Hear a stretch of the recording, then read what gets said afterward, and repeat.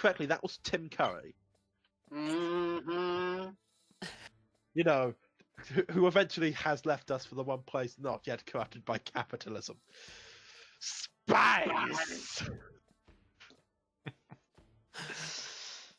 Oh god, I need to. A one place not yet corrupted by capitalism. Spies! God. Oh lord, it's beautiful. Oh, it is wonderful. Love that, man.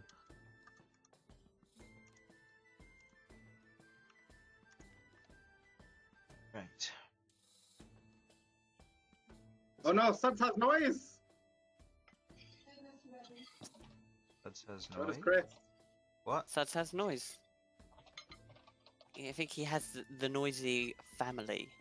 I'll be back in a second. Means no talking. Hello, family. Oh, okay. Okie dokie. That's fine. I'll make.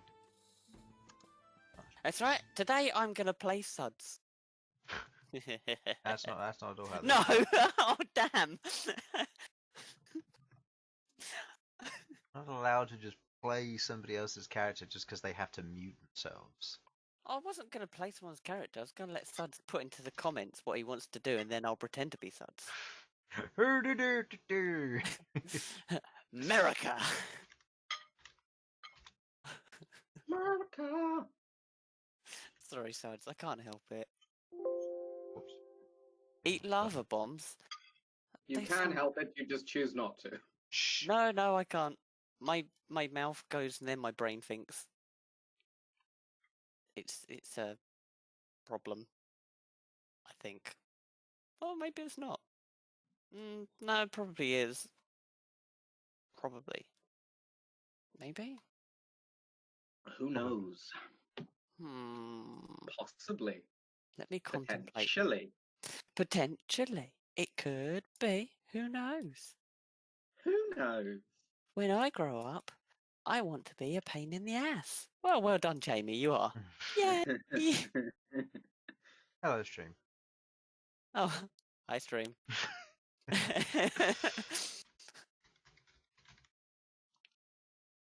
Yeah. Thanks for the heads up, Alright. Chris. You're Rex, welcome. I mean, cheers. the music stopped. I don't know what more signals you want. This is me. Subtle doesn't work. You need to be blaringly obvious that something is happening. As far as I know, you could have just disconnected. The stream you has were started. talking. Yeah, it was. Alright. So, hello everybody. Welcome to Crabby D&D. I am here with Sudz. This is volume control. Hello. Hello. Oh, Harlan. Hello. Sam. I'm here, I promise. Hello. Queglod. Simon? I Simon? think he went for dinner. I've gone for dinner. Okay. Okay, Jamie? that was the worst Simon impression It I've ever was. heard. I literally A bit more can't timid, think. a little bit. Yeah, I'm just going for supper. In all fairness, I've never tried impersonating Simon. I fear for That's my fair. character's life, to be honest. You don't need to. No. Simon's. Simon. How do you do a Simon voice? Hello? Smarts. No. See, Simon. All what you know of Simon is an illusion. He is no smarter than any of us. He's no more sensible. He just knows that He just knows that it's better to not talk and have people suspect you're a fool than to open your mouth and confirm the suspicion. Oh, damn. He has learnt that, and Infernal. thus he keeps quiet. No, we know Infernal's a fool because when he does open his mouth. No, I'm doing the rest of the sound test, you knob. Oh, I see! Sorry. Chris has come back. You knob. Shut up. We all know Sam's a noble. Okay. Well played. I like that you did that. Hmm? I noticed that. Yeah. Tips off to you, my gawky friend.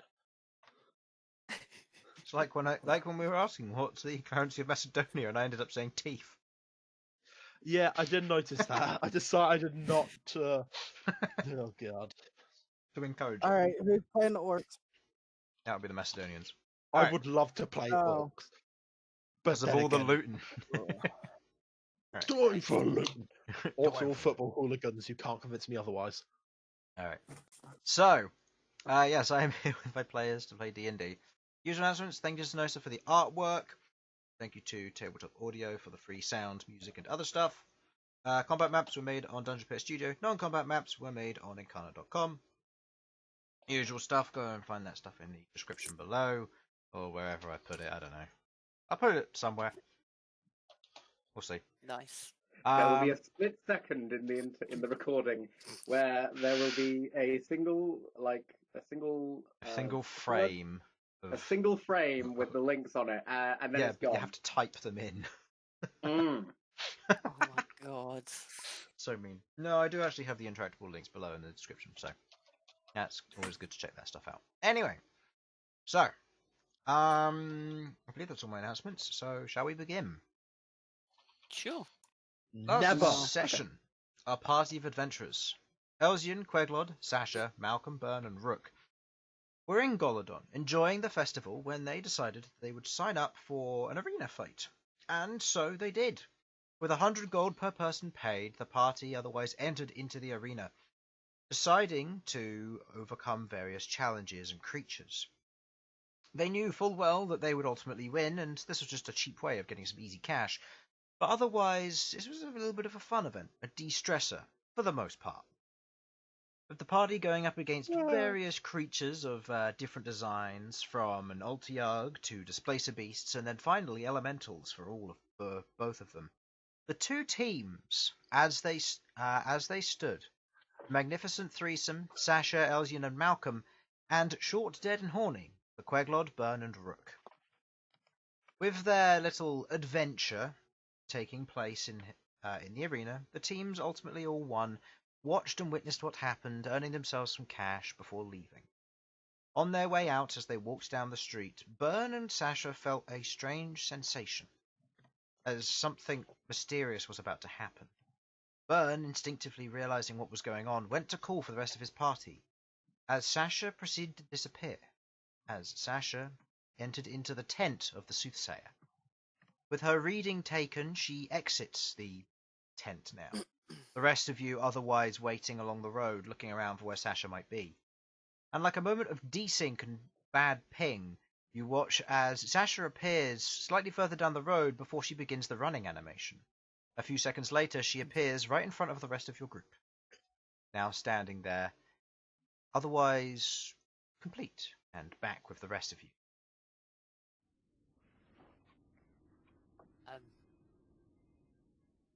You know, I actually want that to be canon. The fact that he did like kind of buffer a little bit there, rubber is. banded. It is. Oh, It is nice. canon. Cool. Hey, Sasha, that looks fun. How do you do that? Well, what exactly happened is timey-wimey, spacey-wacy, bibbly-wibbly. Wibbly wobbly. Come on, Sasha, you can't even say this stuff right. Nice. Right. Child. Copyright reasons, I have to say wibbly-bibbly. Oh, I see. We have to be legally distinct. I understand. I say. We both look to Right. camera. We look away. And this is when the group was hit with a 5,000 gold penalty of a copyright strike. Right, what? Okay, how do we dispute this? It was fair use. No. Right. Bern's got this right? Who's the richest? Okay, we can't rely on Daddy Bern's money. Oh my fucking god, I said it, didn't I? I said it out loud. We can't rely on Bern's money. Okay then. Ignore the Daddy Burns, please. It's gonna be quite difficult to ignore that. I thought so. Chris, do elves have ritual suicide? Because they do now, because Elsyan's about to perform it. Just pulls out that cyanide pill he was stashing in his teeth. Oh please, he wouldn't stoop so low to cyanide. Just It's mind not a blast graceful himself. way. Yeah. He would. He can't afford it. Fucking hell, Steam signed me out. That's why I can't find the. Oh, Guys need a link. actually, that's a really good point. I should probably. Yeah, it might be good for you to join one tabletop Jumping. and two to get your character sheets open as well. Character sheets open. What do you take me Yeah. for? Yeah, that's a Someone good point. sensible? Where's- no. Alright. Table. You calling me a nerd, sir? Yes, Tabletop. Fair. Where are you? because I have two. So what are you about? Ignore my warhammer. Looks behind. Uh, Mine too, I guess. I've got shelves with it on. Far too much grey on that shelf, I've got to say. Alright, anyway, so Sasha, yes, you catch up with the rest of the group. Right. Well, suffice to say, the soothsayer's still doing good.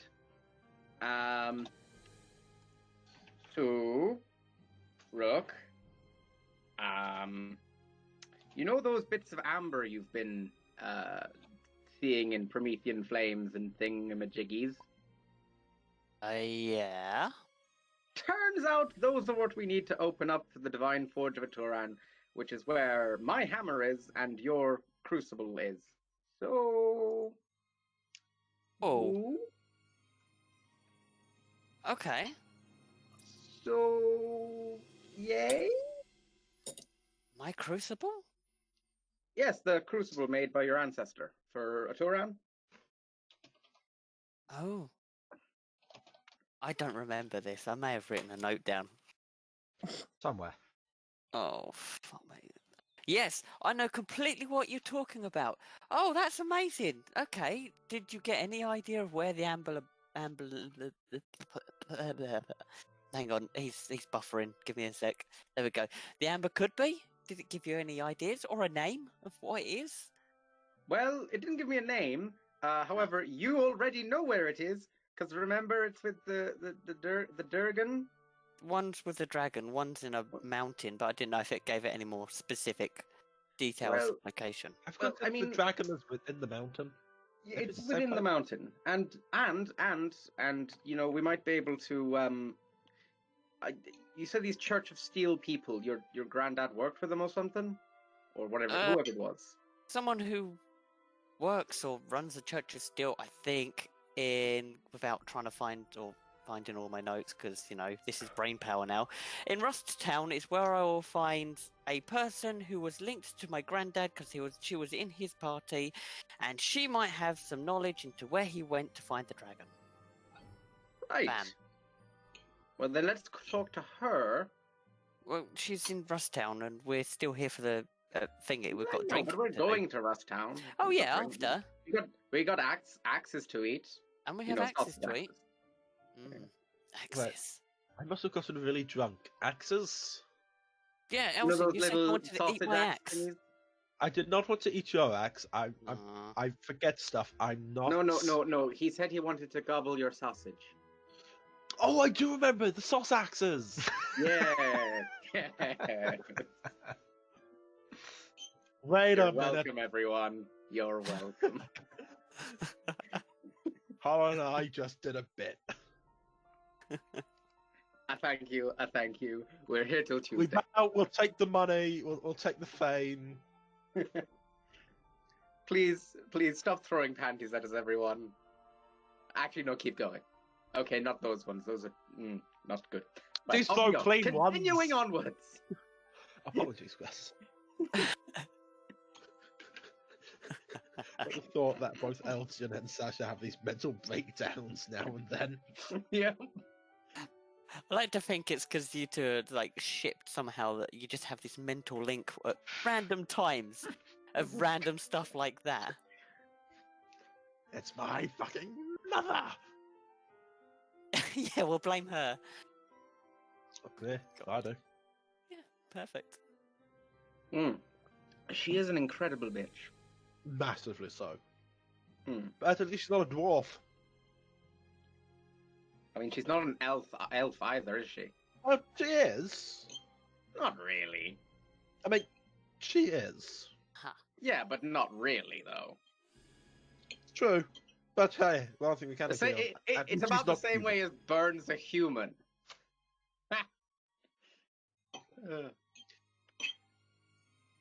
You know what I mean? Yeah, I get it. I get you. Anyway, yes. So with those, we there's a strong chance we'll be able to open up the Divine Forge for Turan. If we do that, then we get to go inside and get cool shit. Also, I get one step closer to completing a divine quest from my goddess, which would be pretty lovely to do. how can I fuck this up completely while not ruining our chance? I'll be honest, you pretty much can't. I reckon he Oh, could. wait. I know. What you have to do, the only way I can think of to do that is just shove those rocks up your ass. I may Yeah, shove but- those rocks. You may shove those rocks up your ass, Sasha. Yes. No, your ass. Can't be my ass. I'd just take them, wouldn't I? Yes, your ass. Hang on, Wait, are you saying that your ass is my ass? Because, well, hello there. if you want to shove No. the amber up Elsyan's ass, I mean, aren't you the one that's got to unlock the thing to the forge? So you're going to have to take them out of his ass? Oh, So no, you're no, gonna end up... no, I'm saying that's how he would stop me from opening up the forge. Oh, Yeah. fair. But if he put them up my ass, I could quite easily get them out, couldn't I? So it just wouldn't work. Elsyan, if they go up your No, ass, but- I will okay. not be afraid from rummaging up there to get them. With my meaty fist. Elsyan looks at the not unsubstantial hands of Rook. He goes, I'll keep the I- gauntlets on. I think we better move on. When Elsyan ends Yeah, up going to the probably. doctor as just for his every 100-year checkup, turns up and they're like, "What happened to you?" "Oh, I went adventuring." "So you have carpet burns in your anus. Your dick is almost gone. Why?" "Oh, I got punched by a dwarf and fisted by a minotaur." Hey, Carpet I would- burns. Carpet burns. Okay, I would like it known. It was a single punch. I'm sure his penis will recover. I right now Elsyan is pissing at a right angle though. Yeah, doctor says he needs to keep it in the cast for another week or so. Otherwise, it will never straighten back out. Exactly. All right. So as our party makes their way to the place where they're going to have the axages eating Yes, the competition, cursed axe, the tavern. Thank you. the party takes their seat inside. You can see that there aren't nearly as many people in here for this kind of tournament. It seems to be mostly just the locals and those who are well known to this tavern. Quite a few of them sit down, and you watch as the bar owner, as you know, she wanders over to you and goes, "So you're going to be doing the competition, I take it?" Yep. Oh, absolutely. Right, that'll be 4 gold each to cover the costs of the axes. Of course. That's fine. Better make. Okay. You each- 4 gold pieces. Take away. Those of you who wish to partake, please place 4 gold. If you are not partaking, please let me know. I will be The partaking. axages competition. Oh, I'm not. You're not? What are you doing? Are you just sitting around and watching? I'm watching and laugh. Okay, I want Okay, to so know it's- that Elsyan is taking this far too 4 gold, seriously because yet again he has a chance to defeat Sasha. Okay, so just Bern is sitting out here. So that just confirmed he's going to try. As Excellent. you all sit around the table and you pay your gold, you watch as she walks over and she places a plate on the table. There is a large, or the plate itself is circular with what looks to be a holder in the middle, which has a large pot of sauce. You recognize the sauce. It is the especially spicy stuff that came with these previously. Okay. And you see the tray itself is covered in these axages on tiny cocktail sticks. As you kind of look over them, she goes over and says, "Right, well, you're welcome to take your time and proceed to eat as many as you can until you pass out or die.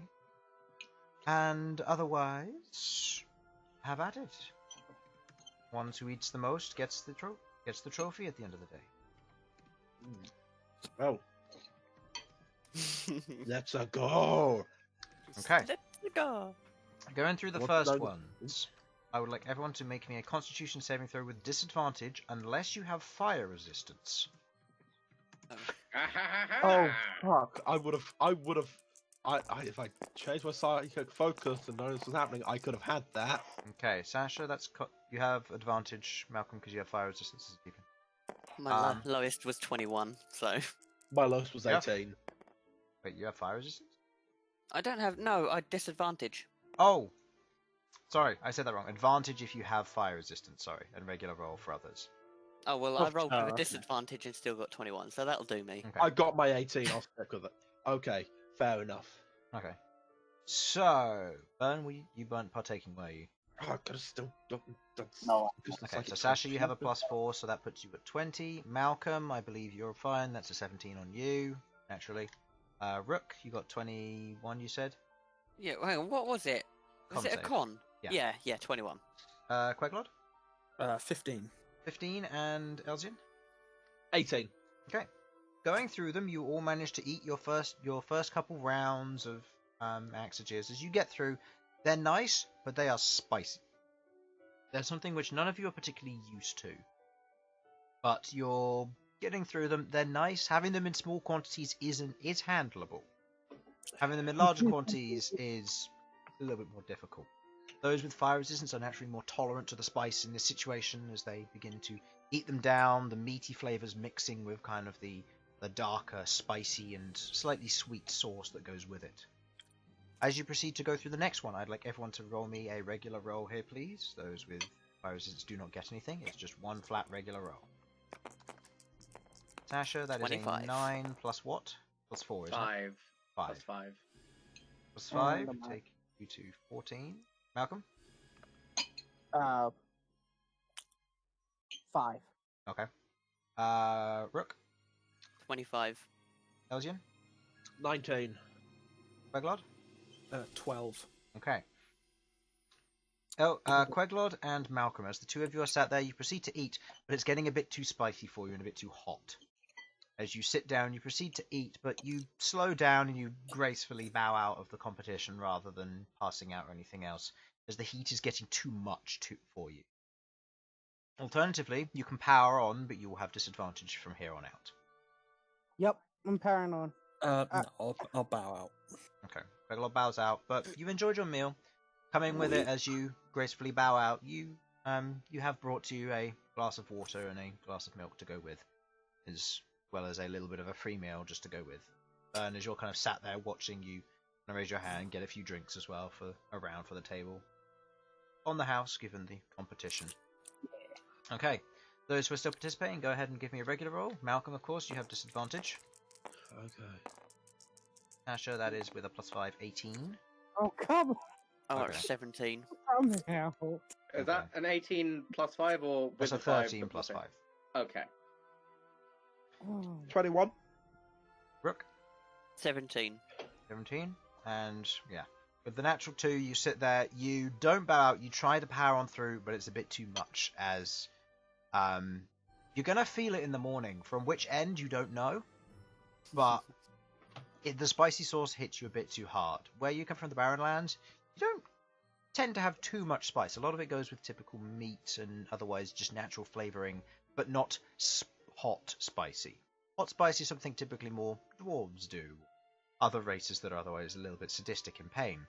But with the healthy constitution of the other three, you two all continue to proceed on. As Malcolm, you are otherwise worn out, you suffer a point of exhaustion, and you otherwise lie still on the table. Not unconscious, not dead, just needing a rest. Go ahead and give me another roll, everybody. As a 17 squeaks by just as you hit the DC. Oh, 18. 19. Oh boy. This is gonna go badly. Sasha, that is a natural 20. Yes! No! Oh no! Oh, Elsyan, yeah! No! Elsyan will not be cheating. Okay. Elsyan, what is your Oh total? my god. My total is 13. 13. Okay, and Rook? 19. You squeak by just on hitting the DC. Oh my god. Oh no! As, Elsyan's being a as basic white Elsyan, bitch. as you go to take a scoop, the heat is getting to you, and as you kind of take a bite, you bite into it, and there's a moment when you're like, "Oh, this isn't too bad," and then you take a proper bite into it, and something hits you. As It's Sasha. one of the maids that was one of the barkeeper otherwise comes over with your drinks and goes, "Looks like your old friend hit a scorcher. We rolled them in just to make things interesting. They're filled with sauce, but you can't see on the outside." That As you bite is in, bullshit. you find that you are otherwise suffering poorly by this overtake of sauce. You can either continue on, but you'll have disadvantage, or you can bow out gracefully. Elsyan has never been graceful in his entire life. All right. Okay. What if he uses the chill beam thingy on his tongue? Magic is cheating. Magic is cheating. Okay. Yeah. Elsyan refused to cheat to this day. Sasha, as you take a bite into your ones, you're finding it very pleasant and very nice. You'll have advantage on your next save. Yes. All right, next roll, you two. Okay. Sasha, that is with advantage, Oh, a shit. 2 and a 4. And you have disadvantage, Elsyan. Oh, look at that! 24! No, wait, 23. 23, okay. And Rook? I've got 15. Okay. As you power on Elsyan, just going for extras. Sasha and Rook both sit there and they laugh as they go and take their bites, and they too both hit scorchers. As you take your bites, you are, with the over and intake of the very spicy sauce, you otherwise begin sweating and panting somewhat. As the two of you now have disadvantage until further notice, unless you wish to gracefully bow out. No, I'm not going to be. I'm Coming not. for you, Sasha. Okay. I'm a Minotaur. We don't do grace. Okay. I mean, Sasha. I mean, like I assume I'd lost already. Right? I've super lost, right? You took a hit, but you didn't. But you can gracefully bow out, or you have disadvantage on all future checks until you fail.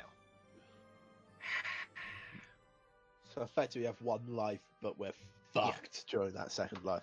Yeah. If that makes sense. Yeah, that makes sense. I'm going to bow out gracefully. Okay. Well, Coward. I've enjoyed myself some lovely axages. You sit Why back. don't you two finish up? You take your drink and you Here. begin swigging it down. I'm gonna just pile the rest of my axes onto Elsyan's plate. How should I know that was coming? Elsyan and Rook, I'd like you to both make me Constitution saving throws with disadvantage now. We have Oh no! 20. 20 is That- not 20 is not enough. That is a 10. That's definitely not enough.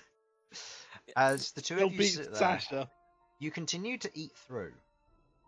I would like you both to roll me d6s, please. Oh. The Is this higher how number much- wins. 5. 5. Oh boy! Come on, Sam, steal that initiative. You stole it. Jesus! Yes. As you Fuck. as you get down to it, eating through the axages, you manage to get fairly high up on the board itself. There seem to be a few other individuals who have been here before, they're regular eaters, and they otherwise manage to squeak by with maybe 5, 10 more at most. Which is maybe one or two more successful rounds. As you sit there, you eat through, getting the place where you got, each of you respectively being within one of one another. Elsyan manages to get a few more in than you do, Rook, before both of you suffer 1 point of exhaustion and otherwise now need a little bit of a rest.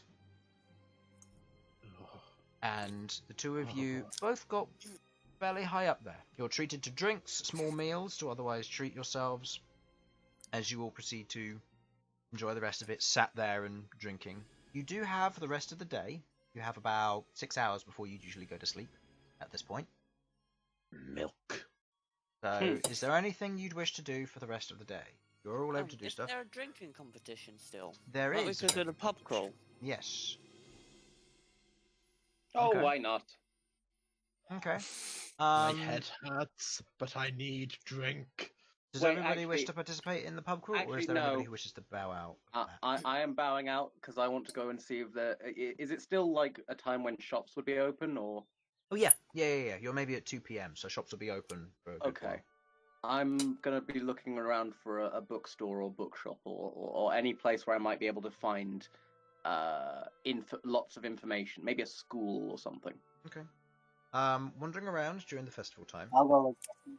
You'll go look for what, sorry? I'll go with him. I think. Oh, you'll go with him. Okay. Hey, Anybody Bern. else? Or are you all going to do? Or are you going to start your pub crawl? Elsyan is happy to start anything that involves liquid at this moment. Yeah, I'm I don't want Alright. to lose to Elsyan the second time. You've lost 3 times now. What did you Wait, say, sorry, Malcolm? 2 times now already. Oh, bugger, I yeah. was just gonna say I'm gonna look for what I said in the message. I'll say for that, you already know where you can get one because you went with Sasha to see them, Yeah. which was at the petting zoo, and you and her have a meeting with that at the end of the festival. So if you want to go early, you can, but you have a pre-arranged meeting.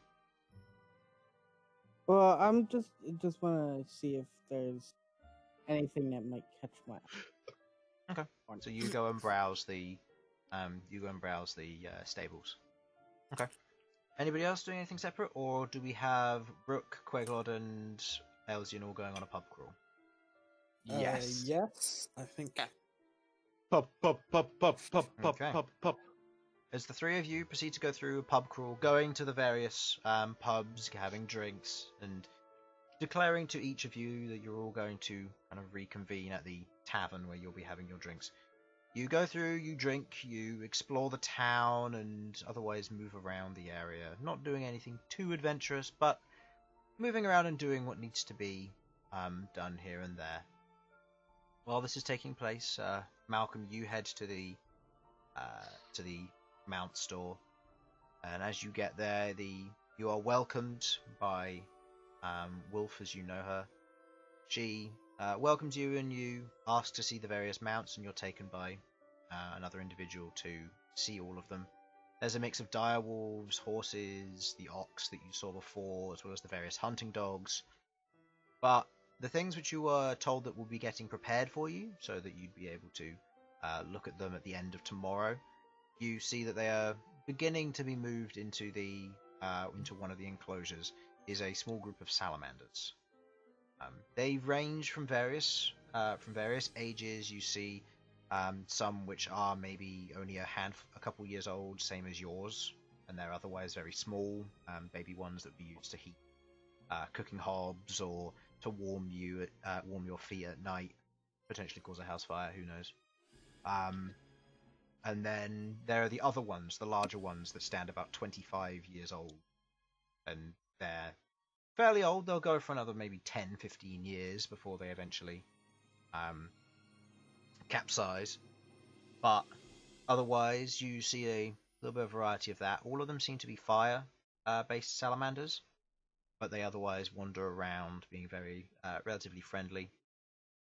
You are informed that their price does start at 2.5k GP. So they are relatively expensive. That is excluding accessories such as a custom saddle, the bit, which I believe it's called a bit, or the The bridle. thing that goes in their mouth. Yeah, it's Yeah. That bit. That will help you kind of steer them if you need to do that. Otherwise, you can talk to them via your own means, as well as any harnesses that you might need to keep yourself going, and any saddlebags if you wish to use them as well. Also doesn't include any feed, so the base price is around 2.5k, depending on if you're looking for a kind of a lower quality one, or if you're looking for a higher quality one that's kind of more bred to be a mount. You're probably looking at about 5k. So they're expensive, but they are available. Otherwise, the rest of the mounts, direwolves you obviously recognise, but they don't really catch your need. As much as you were raised on playing games of fetch with them and tackling them, they weren't really ones which you ever kept yourself. They were somebody else's to be looked after. So you look around, a few things do catch your attention, but other than that, that's really it. Only other ones would include things like hawks and owls used for hunting, or messenger rooks. But that's about it. I've got. I mean, get a rook and just call it Minotaur. Well, Oh my god. I've got sort of messenger rooks of just sending Rook about the place with just letters strapped to his leg. And just sort of, and you then end up with the whole like building just full of them, and Many rooks. They just sit there and shout Sobek all day. Sobek. Sorry, Yeah. who? My grandfather was called Sobek. Sobek. It's a very common name, you know. It's really not. Right. So that's what you see. It's otherwise catches your attention on the various things there. There are some more draconic creatures. Other than that, any other information that you wish to gather while you're there? No, not really. Right. So next was Bern and Sasha looking around for somewhere to read books. Okay. While you wander around looking for something that might catch your eye, you move around. You move around the town looking for places to like. You heard that there was a bookstore in town somewhere, but you don't know where. And unfortunately, looking around, it's not very successful. You don't manage to find it. It's a bit too out of your way. You don't find where this stall or shop or anything may be. In terms of schools, most of this town seems to be based off of a handful of people who teach.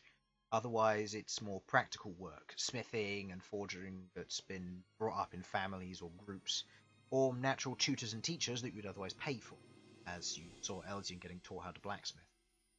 The society itself doesn't contain anything that would be more book smart, which is strange. For most elves, they will contain most of their knowledge in books to help them remember stuff given their long life. Dwarves the same, but there seems to be a distinct lack of it, and you aren't quite sure why. Well, Scoop, we've got to get to the bottom of this mystery. Oh, quacking. Nice. As you are wandering around, Bern, as you're kind of just like looking around, seeing what there is, you see what looks to be a snow-scaled kobold. She currently stands behind what looks to be a relatively small stand, and as you're looking around, she sees a passerby and goes, "Care to take a look? No?" Just looks about. I am instantly over there if I have heard this because a small child, what appears to be a small child, has just made a sad noise. Okay, well, Bern's the one who's noticed this. Sasha will jump onto those small children. Oh god. What exactly did he say? Care to take a look, and the passerby didn't seem interested. I'll go towards it. Okay. As you and Sasha both head towards, you see the snow-scaled kobold, otherwise they're kind of just looking around as you approach and goes, care to take a look? What is it? What? Yes, sure. As she gestures to the stand in front of her, you see what look to be miniature figurines, chiseled out of stone and wood. You see that they are very well made and very well decorated and crafted. Looking through them, I would like each of you to roll me your choice of investigation, or actually no, your choice of religion or history. Oh, I'm trash at both of those. Chris, these minifigs, any of them look like orcs? You don't know. Fish people? I'll do religion, if that's all Fish right. people? Yeah, the Tritons coming from the ancient civilization known as No. Tau. Oh fuck, they do look like Tritons, You don't said they? the religion or It dawns on him that he's never played a Tau Fire Warrior in D&D. Chris, I'm doing religion. I think I have my campaign 2 Okay, character. Go ahead. You want to play Tau Fire Warrior? Let's go. Arcane Archer could work quite well, actually. Arcane Archer Triton. Interesting combination, I'm not going to lie. Is this the same? No, it's not the same. This is a day when you have minus... you were resurrected, you took -1 penalty. You're on the second day, so you have your -2 penalty. So -2 penalties. Do I have luckies on this day? Yeah, yes, you have one left. You used the other two in the arena, I believe. So this is the same day as the event. This is the same day, yeah. This is just it was the same day. God damn. Okay, well that's a 17. On a 17 on a 6? Oof. What were you looking at? History or Oh, 18 on a 6. Yeah, religion. religion? You have expertise in religion? I'm doing religion. Oh, you're doing religion. You got a natural 19 plus what? Me? Yeah. I rolled a 19? Did. Yes, it happens, That- Harlan. That feels Tell him, wrong. tell him the modifier. +4. It's +4. 23. Looking over, both of you doing religion in this case, you look over the surface of these figurines. You recognize some of them, as you see various religious and historical figures mixed throughout. You see the depictions of humanoid forms of various deities, along with their matching religious iconography, dress code, and other bits and pieces. But you look around, you see other historical figures, ones which kind of match. You see that each of them have tiny plaques, and reading a few of them, you recognize the names of some of the previous emperors of the Empire. You note some of them are fairly interesting, ones which seem to be depictions and very well handcrafted figurines of various people from history. None which are super far back, but ones which are maybe at most 50 years old.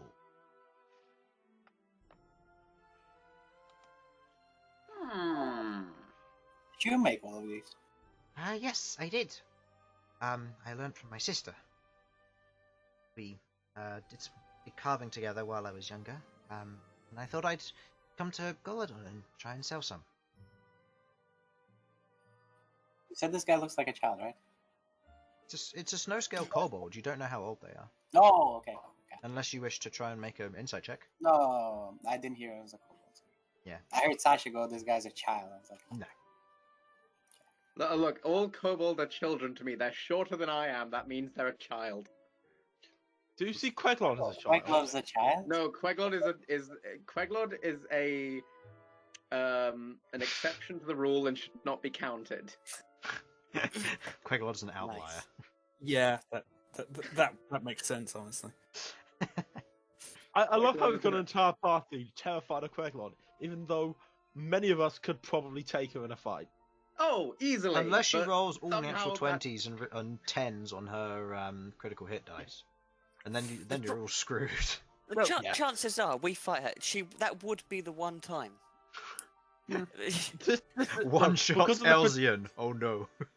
Okay, please don't act like that's a feat. Oh god, I'm actually taking that as like an improvement. You only get to you find Elsyan, you can kill him in one shot. Technically 3, but yeah. I reckon many things can do it in one. I don't want to find an elephant, okay? I've got tasty brains, and that does a lot of damage. Alright. So, Don't say that ever again, yes, please. why? Alright, anyway, so.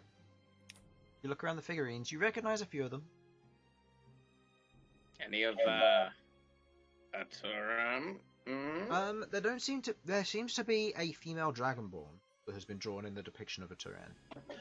You do recognize it, surprisingly.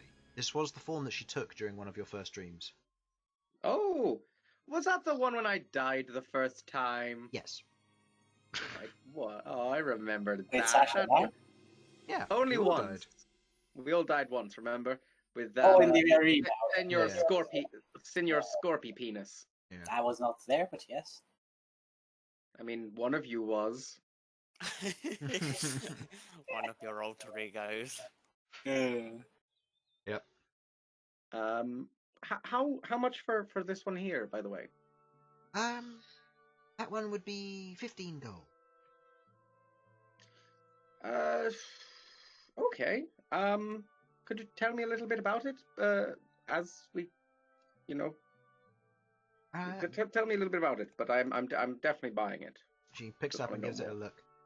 This one is of the, what I understand, the deity of Turan, one of her forms. This is the one she usually takes when speaking to some of her more distant followers. I've been reading through various religious, not documents, but encounters. And people mention that she looks like a dragonborn, despite being called a dragon demon. Interesting. Well, she is a.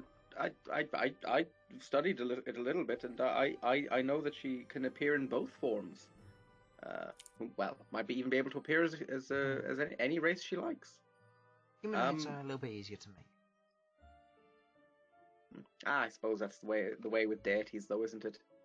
Lots of mystery. You said you were reading about these encounters. Yes. Where I can't help but notice there's a lack of written lore in this city. I haven't encountered any. Where are you finding these? I come from Kjonendir. Kjonendir. It's a long way to come, but I've travelled here with a few friends of mine.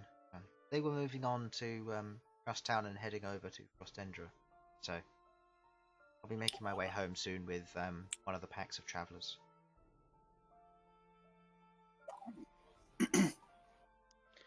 Right. Kjonendir. Making a note of that. I hand over 2 platinum pieces. Keep the change. Thank you very much. Oh.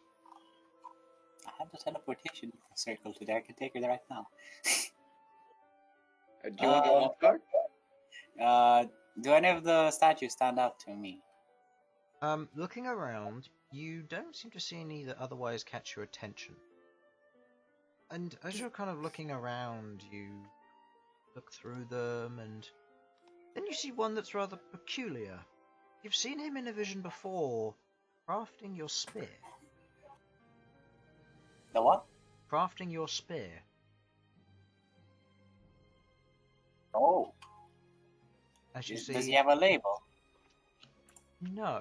You see an elven-like figure with kind of a more rough textured skin, hair that's kind of bound in a twisted knot of vines and spikes that otherwise wrap around his front and onto his shoulder in kind of a ball. He looks to be standing there, arms crossed, wearing what looks to be a rather long, almost trench coat style, which cuts off just above the knees. And the rest of him seems to be wearing more of a very neat shirt and trousers. I pick it up and go, where did you see this man? I believe that's one my sister made. I'm not entirely sure about that one. Your sister? Where is she? She's in Kjonendir. From what I understand, she makes a bunch of things, and she's been around various places. So she's met quite a lot of different individuals. Oh shit! Is it going to turn out that her sister's that the leader of their version of the Phoenix? In What? Kjonendir, No, no. it's not when you went Kjonendir. to- No, Yeah. Frostendra has the. Oh, that's the one I was getting confused with. Yeah. Kjonendir's to Oh, the that left, one. Frostendra's to the right. Yeah. Yeah. No, I got it now. Yeah. Oh. But which What? one's Kalinko? No, I know. That was a joke. That's a joke. Don't explain it. I know. Don't.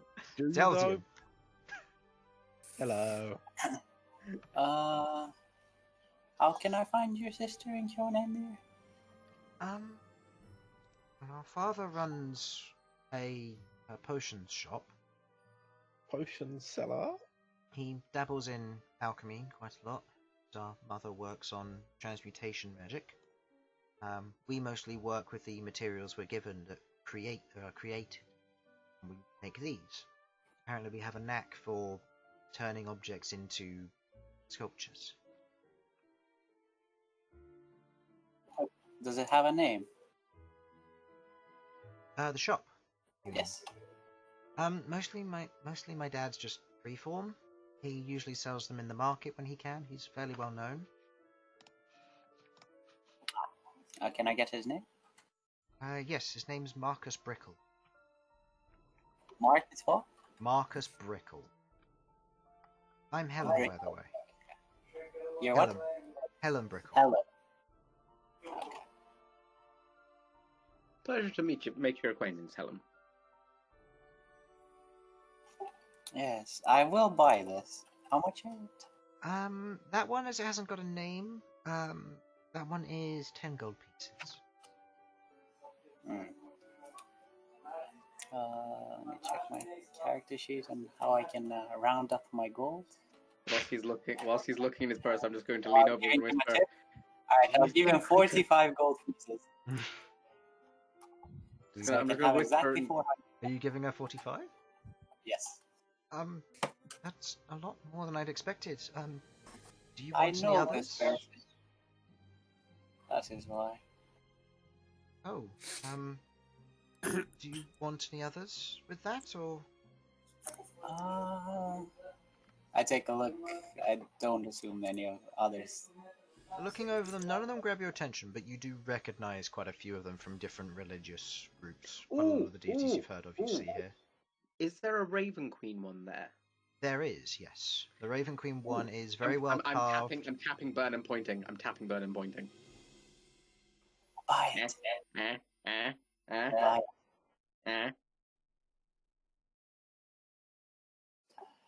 Go ahead and buy it then, Sasha. Wait, you said you were looking for one. Never mind. Okay, how much for this one? The Raven Queen's not too popular in these parts, but if you're looking, maybe 12 gold? Sure. I hand over 15. Looking for a Raven Queen. If you were looking for one of a similar kind, she gestures to one which, as you look at it, it's end. But as you look at it, it has one tag on the end of it. Chibi.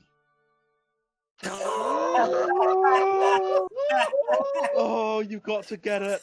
As you see a chibi figurine of End, the Reaper-looking individual is shorter, slightly rounder, and the mask is very cartoonesque on his face.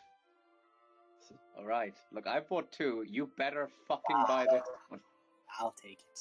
Okay. Seeing as you overpaid on the previous one, she gives that one to you without a problem. You said you were gonna go back to Queglod, right? Yes, I was. I have a teleportation circle there. I can take you there whenever you want. Do you have a teleportation circle there? Yes, that is one of the places where she's told me I have one. Oh, that's right. Because you told me I can choose like 3 places, so that's where I chose. Yeah, you could choose 2 places. You got one in Adamanthia, which you made. Yeah. You had the one that was in the main base, and then you had Queglod because that was your... Okay. Yeah. So that... Okay, I'm just trying to figure out where that one was. Okay. Certainly would be interesting having someone sent through there. Oh god. You'd probably have to go with her. Most likely if you wanted her to get through safely. Yeah, of course. That's why, because I can just... No, leave her to die. That's exactly what we want. Isn't that fucking right? No, killing Sasha? people. No. Bad Bern. No murder. We save that for when we're on the job. Or in danger. I wouldn't mind, but... To clarify, that was all out of character. I'm not saying that in character. That's fine. That would be terrible. I don't mind the journey back. It'd be interesting to go along the road again. That's fine. Plus, I from just what I've thought heard, I'd the always- forest is regrowing, and I'd like to see it from the outside. Oh, that is true. I am very happy to see how it's been coming along. Well, whilst you're on the road, have yourself a lovely time. Oh, and actually, if you see any shooting stars or meteors, would you mind just taking a note of what direction they're heading in? Sure. I don't dabble as much in astrology, but our grandfather used to. Your grandfather used to. Oh my god, sorry. He's dead now, but Bugger. we've got his old notes in Queglod. Sasha, I think we're going there anyway. You were definitely going there. You are been a font of usefulness. Thank you so much. Well, when everybody dabbles in different things, and you've got 50 brothers or sisters, it kind of get. Oh yeah, God, There's I a can lot imagine. of places to deviate to.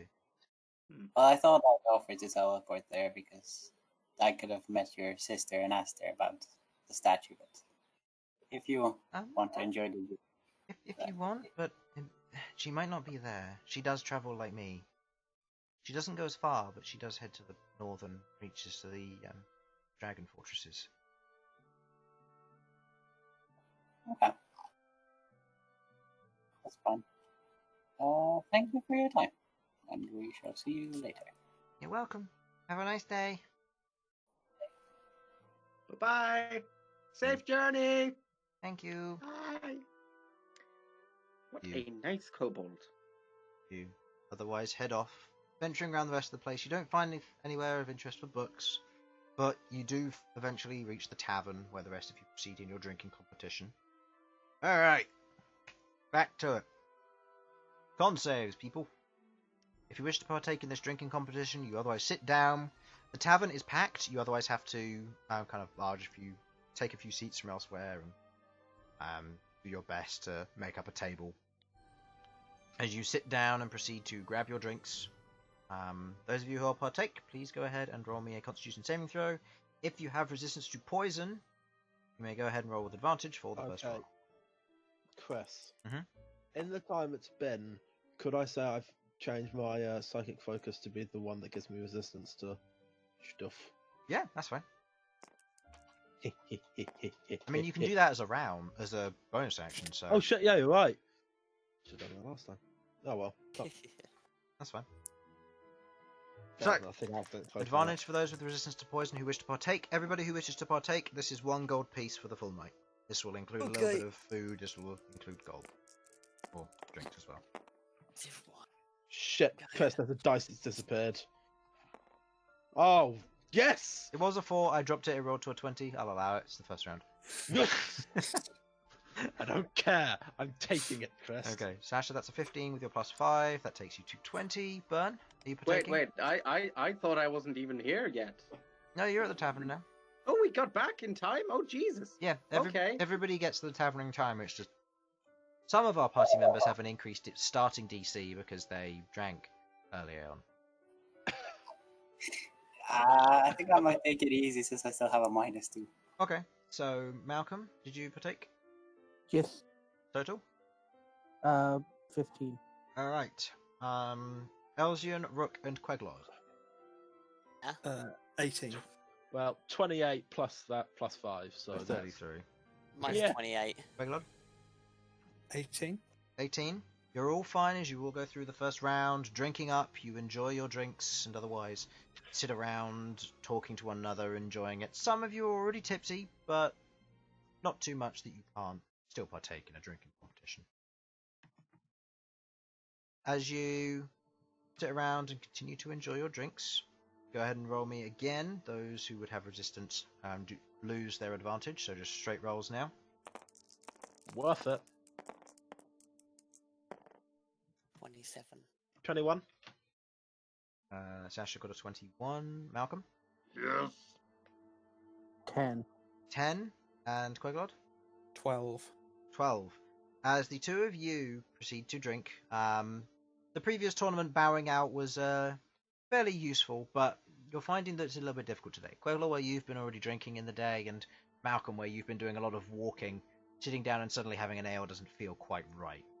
You don't throw up, but you find it difficult to down your drinks. If you wish to carry on, you can, but otherwise this will be a chance for you to bow out. Your DCs have been increased. Yeah, no. I don't do so well with the rolls today, so no. Okay. And Queglod? No, someone should probably try and stay somewhat sober. Okay. You stay somewhat sober. Okay, go ahead and give me rolls, the rest of you. Single rolls once again.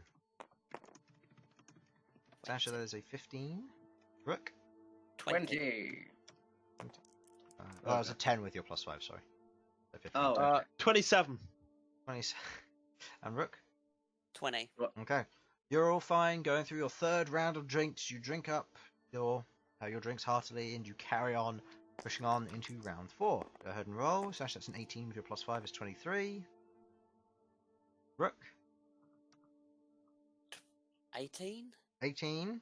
Okay. Can I use my Indomitable? Seeing as you just passed, you won't be able to. Also, I believe you already used it today because you used it in the fight, saying I'm not going to use it again today. I believe. Did you? Oh, I can't Yeah. remember. So I think you've used it, but it's fine. You passed the DC. And Elsyan? Hmm? Next roll. What you want? Oh, next off, sorry.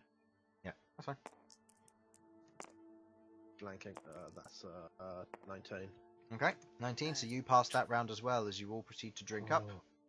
You carry on. All right, next roll then, please.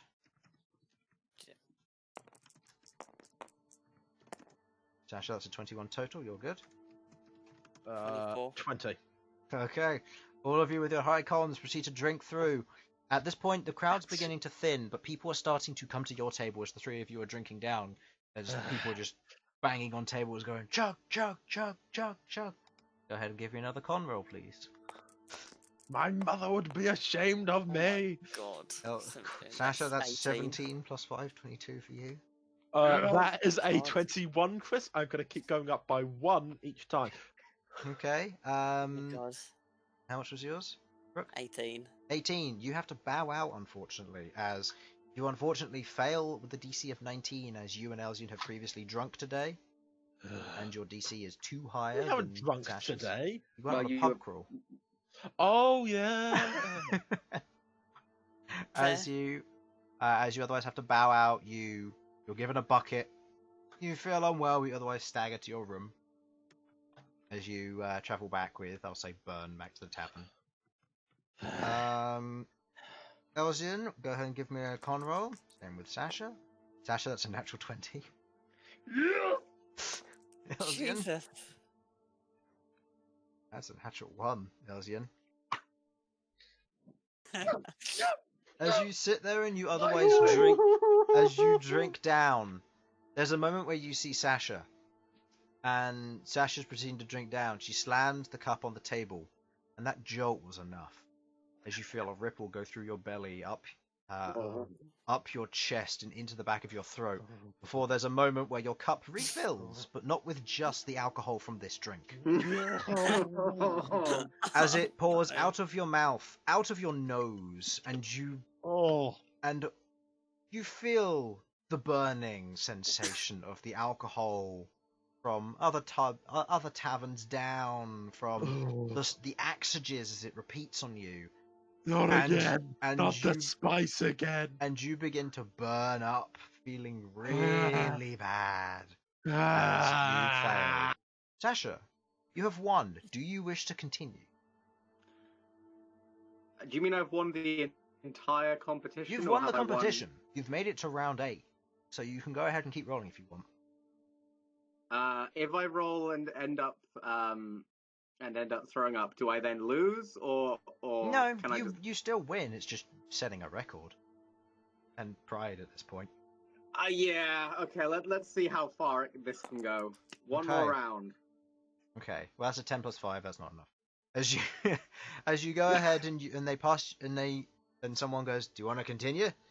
You take the drink in hand. You drink it down before heartily you fill your cheeks with alcohol before you spray it into the crowd and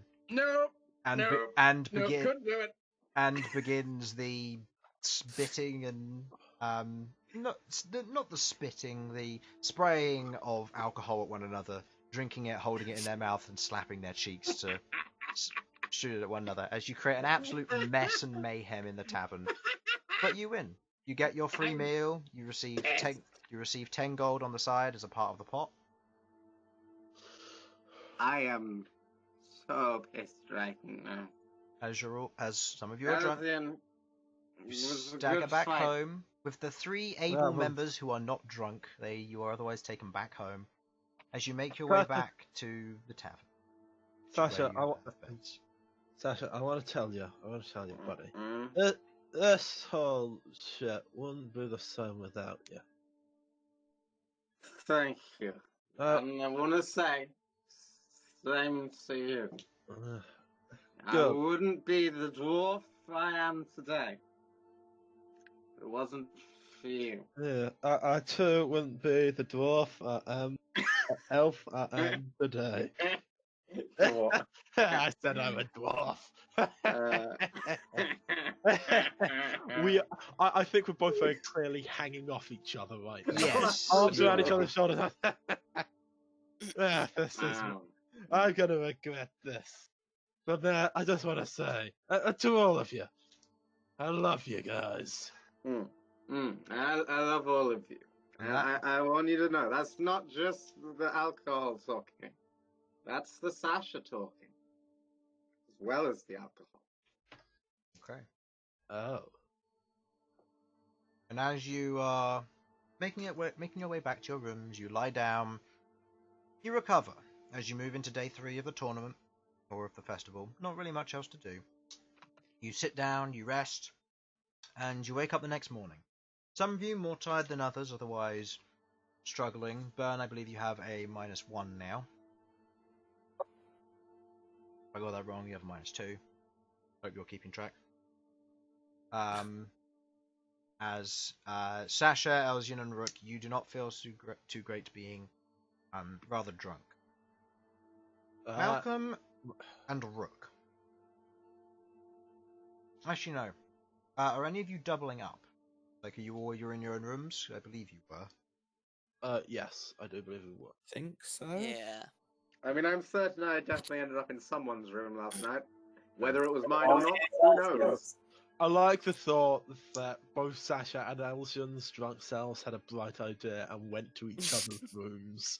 They nodded to each other as they passed, not quite paying attention. Alright. Are you So- okay with this, Harlan? Sure, why not? So Rook and Malcom, as the two of you get out of bed, you swivel round. Malcom, as previously that night, you'd taken Arachne home as she felt a bit more homesick, so you took her home as you previously stated you were going to. You get up, and as you kind of get up, you swivel round in bed. You pull the cloth off. And as you go to stand up, your knees and your legs go out from under you. Same with you, Rook, when you wake up. You hit the ground with a thud. Rook, you wake up in a similar fashion hearing this thud. There's a moment of kind of stopping before you hear the sound of people moving outside as something may have happened. And as you go to get up, your knees go from under you and you hit the ground hard. Both of you feel a very intense and searing pain in your legs. Jeez. What's going on? As you are otherwise hungover, your head is also ringing. Medicine check on myself, please. Okay. Go ahead and make the medicine check. Don't think you've ever come across this one, but I think we'll I'm see. going to have to do a roll to make sure my legs are still there. 16. I think they're still there. Your It's legs okay. are still there, but they hurt Good. and they burn. Malcolm, as you're otherwise looking this over, the rest of you hear this thud from the two rooms as your two party members otherwise collapse in their rooms. Oh. Are any of you I going to might help? have fleas. Are we awake now? You're awake, yeah. Do any of you wish to go and help? All of us? I'm not- Okay, I thought we were Alright. Yes. I will we will try. I'll stand up, I'll fall over. Elsyan says that, stands up, and falls Falls over. I'm going to slowly do it, and if I feel anything wrong, like I'm going to be doing like okay, I got drunk last night. What happened? Okay. You are You in stand up, Elsyan's room. you sway to the door, you're otherwise still a bit hungover, but otherwise able to. It's slow. Wait, so my moving. legs are fine? Yeah. Why are my legs fine? Bern, Queglod? Yeah, I'm getting up and I'm running over. I'm going to crawl out my door. Yeah, I'll get up and go over sort of slowly. As you get up and go over, you watch as Malcolm's otherwise sat there on the floor with as he pulls the trouser leg up or down or whatever he's wearing up. You see his leg is covered with these grey sores and scar marks that have poxed over. Sasha, You know instinctively what this is, seeing as you've seen it before. Same with you, Queglod. You've seen this on Undead. Malcom, this is the first time you've seen it. You have corpse rot.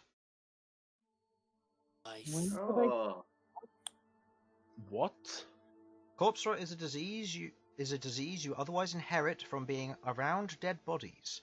This is something that once you get it, it will take a week, maybe more, to otherwise settle in. Once it does, it begins to necrositize your tissue, destroying it slowly but surely. If it reaches your heart, you die. Okay. Can I fix this with lesser or greater restoration? Greater restoration, as you did not see the early warning signs, is required. I didn't know there were early warning signs to see! Harlan? Exactly. Yeah, Harlan, we didn't check them. If you did medicine checks on us regularly, then maybe. Oh, it must It's have not happened in necessarily Romance Ravine or something. It was in Ormance Ravine when you fell into the black ooze at the bottom of the pit, which was seething with bodies. Oh. You contracted corpse rot. makes I did sense. secret constitution saving throws, and you both failed. Your Indomitable can't proc on a disease that you don't know about. No fair dues. But to clarify, I'm not infected and I know that for a fact, right? Nobody else is infected. Because the only other person that I believe was hit significantly enough was Bern, but you have a high enough con that you and you're undead. Yeah, you're undead, so you're immune to the disease. I have fire on me. That's Oh, also right. true. Okay. Look, you two are paying me back for this, okay? Get on the Queglod, Elsyan, help me move on to the bed. A general note I will say, Sasha. You can also cast Regenerate, but currently both of them are considered grappled until further notice. Oh. Okay, Your speed is 0, so I you can can do use it. Regenerate if you wanted to. that'll work. Can this spread, Send by the way? spells What I do mean, we okay, do? so Okay, So- one question at a time. Starting off with Infernal. Can Vira try and send her cells inside and see if she can kill the disease? She can, but your party members may suffer ill effects afterwards. Okay. That's up to you. Queglod? Can this spread? It Do we spreads need to be worried from about- tissue to tissue. So unless you otherwise received a scratch and you were to rub that scratch over the infected area, you wouldn't receive it. Okay, so just okay, just skin contact can't. Yeah, it's not something that will spread rapidly through a population and kill off half the people. It's something which you retreat. okay. It's typically something grave tenders or undertakers might get if they otherwise come into contact with a body that's recently started decaying, or one Which is that's why they really actually old. have such fantastic medical care. Good to know. So we don't need to be worried about quarantine or anything No. like that. Okay, good. Right. Nor social okay. distancing. You're fine. I just want a bacon sandwich. Right, you can have your bacon sandwich in a fucking minute. Okay. Rook, Mhm. how much money do you have? Oh, great. I'm being mugged. Brilliant. Down on the floor. Head What did you spinning, expect? and the dwarf mugs me. What did you Answer expect? the You've met question. Sasha, right? Yeah. Yeah, good Her question. How bedside much- manner is dreadful. Answer the fucking question. Not a whole lot. Why? Okay, cool. Regenerate. Okay. As you cast Regenerate, you watch as, and this is a very painful thing for you as well, Rook. As over the next hour, your tissue fights and destroys the infection. As the infection destroys your nerve cells in the necrotizing tissue, you begin to feel again all of the pain you should have had for a week, as this burning sensation runs through your leg, at which point you're given something to bite on as it sears and hurts, as Not your my hand, flesh not my hand, not my hand. remakes itself. Your bone proceeds to otherwise scream as the marrow is repaired and replaced. Your bones realign after your fall. It is a very painful and gruesome situation. It's gonna take time, but after that hour is completed, the process is done. You will have scars after this. But, Emotional and physical. yes. Yep. But, otherwise, you are cured of corpse rot, and you otherwise just no gonna- longer have any issues. Hang on, hang on. Did this fix my hangover as well? Yes. Perfect. The pain did, not the regeneration. Well, Well, no, yeah. the regeneration probably would have helped. Alcohol is somehow. being hungover is an incurable Poison. disease. Okay, Okay. no, it is well known that bacon, greasy food, on top of the bacon, and weirdly enough, a lot of physical exercise does help. Oh yeah, it's a non-curable, or it's a non-magic curable disease, shall we say? Okay. Yeah. Or Right. no, here's a better way of putting it. It's a level 9 curse, which only greasy food can fix. All Exactly. alcohol is inherently causing of this curse. You can, Okay. however, fix it with a wish spell. Oh wow! Can you imagine? Yes, but that is very volatile magic you're dealing with there if you're doing it with the wish spell. You could end alcohol. This is Oh, true. I never Yeah. wish to be drunk again. Every drinking competition keeps drinking, puts the bar out of business. and then Here's the thing, leaves. Chris. There does come a point where you have taken on so much actual liquid that becomes a problem. Yeah, true. Right. And Malcolm's the other one who's currently leggy no mates. Yes. All right. Hey. I didn't realize that would be so very pain. I'm assuming at this You point. can hear like- Rook screaming from his room. Okay. So, do you want the cheap one, which does that, or would you like to pay me back? Cheap one, please. Okay, I'm afraid you didn't actually have an option. I can't do that more than once, so you're paying me back. Bye. And I'm using Greater Restoration and fixing his legs. You place your hands on the side of his leg. Such a You dick. use Greater Restoration as the disease is drawn out and destroyed. Your legs don't heal. Your movement speed is halved until 30 days have passed or regeneration is cast on you. Okay. As enough of your Now- muscle tissue has broken off that you are struggling to walk. You'll also need the aid of one of your companions. Right. So I can fix that tomorrow, but for now, you're good. And it won't hurt as much. You're welcome. That'll be 100 gold, please. Such a dick. Oh, Look, dang it. I've got to keep all of you alive. Yeah, it's Greater Restoration. Having- No, it's 100. Having I need to make sure I always have money until I can do this. Fine, you can have your 100 gold. Thank you. Great. Just hears from the other room. So, Sasha, you're gonna know exactly how Elsyan felt that night when I get my hands on you. Ostensibly, I won't. Okay. Oh, I'm sorry. Would you like me to undo it? Here, I dare you. Okay. Give me a day. I literally can do that. Oh my god. Can you? Yeah, contagion and bestow Oh, curse. Oh, I Yeah. see. You can give him the hangover back as well. Oh no. Oh no, you don't have a ninth level spell slot, do you? No, but I can use in. You've heard of heal? Try ale. Oh. New spell. The 8th level spell, Conjure Infinite Alcohol. Exactly. It'd be amazing. Alright. Where's the drinking horn when we need it? So, as Rook is otherwise screaming or muted at various points, the tavern owner is worried, and some of the other patrons are as well, as they are woken up very abruptly by this. Before they go round on each of the doors, they apologize for the noise, and they mention that unfortunately someone has fallen ill, and they are otherwise being cured, and the cure is less than comforting. You know Going what? around and speaking to the No, other no, no, no. individuals. I've got a way to fix this. Can I? How hard would I have to clonk him on the head in order to get him to pass out? You'd have to I come think near we've me. done- I will be coming after you. So, have we considered silence? Only lasts a minute, Ooh. unfortunately. That a spell any of us know? No. We do, don't we know? Oh god. No one knows I'm silence. sorry, I'm not a wizard. No. Christ. And it's not like Behold would have known the spell either. I mean, I guess I could use banishment on him for a minute. We really need some quiet. Sasha, I suggest you leave Rook alone. Okay. If I It will end if I badly. if I pump Cure Wounds into him, will that help at all? No. Okay. Sasha, just leave Rook alone. It's not going to. Yeah. It's going to go badly.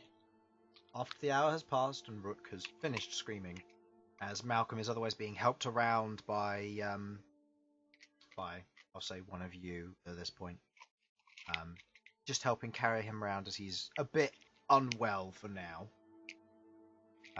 Given that your movement speed is otherwise halved, you can try to walk on your own. It's just going to be very difficult.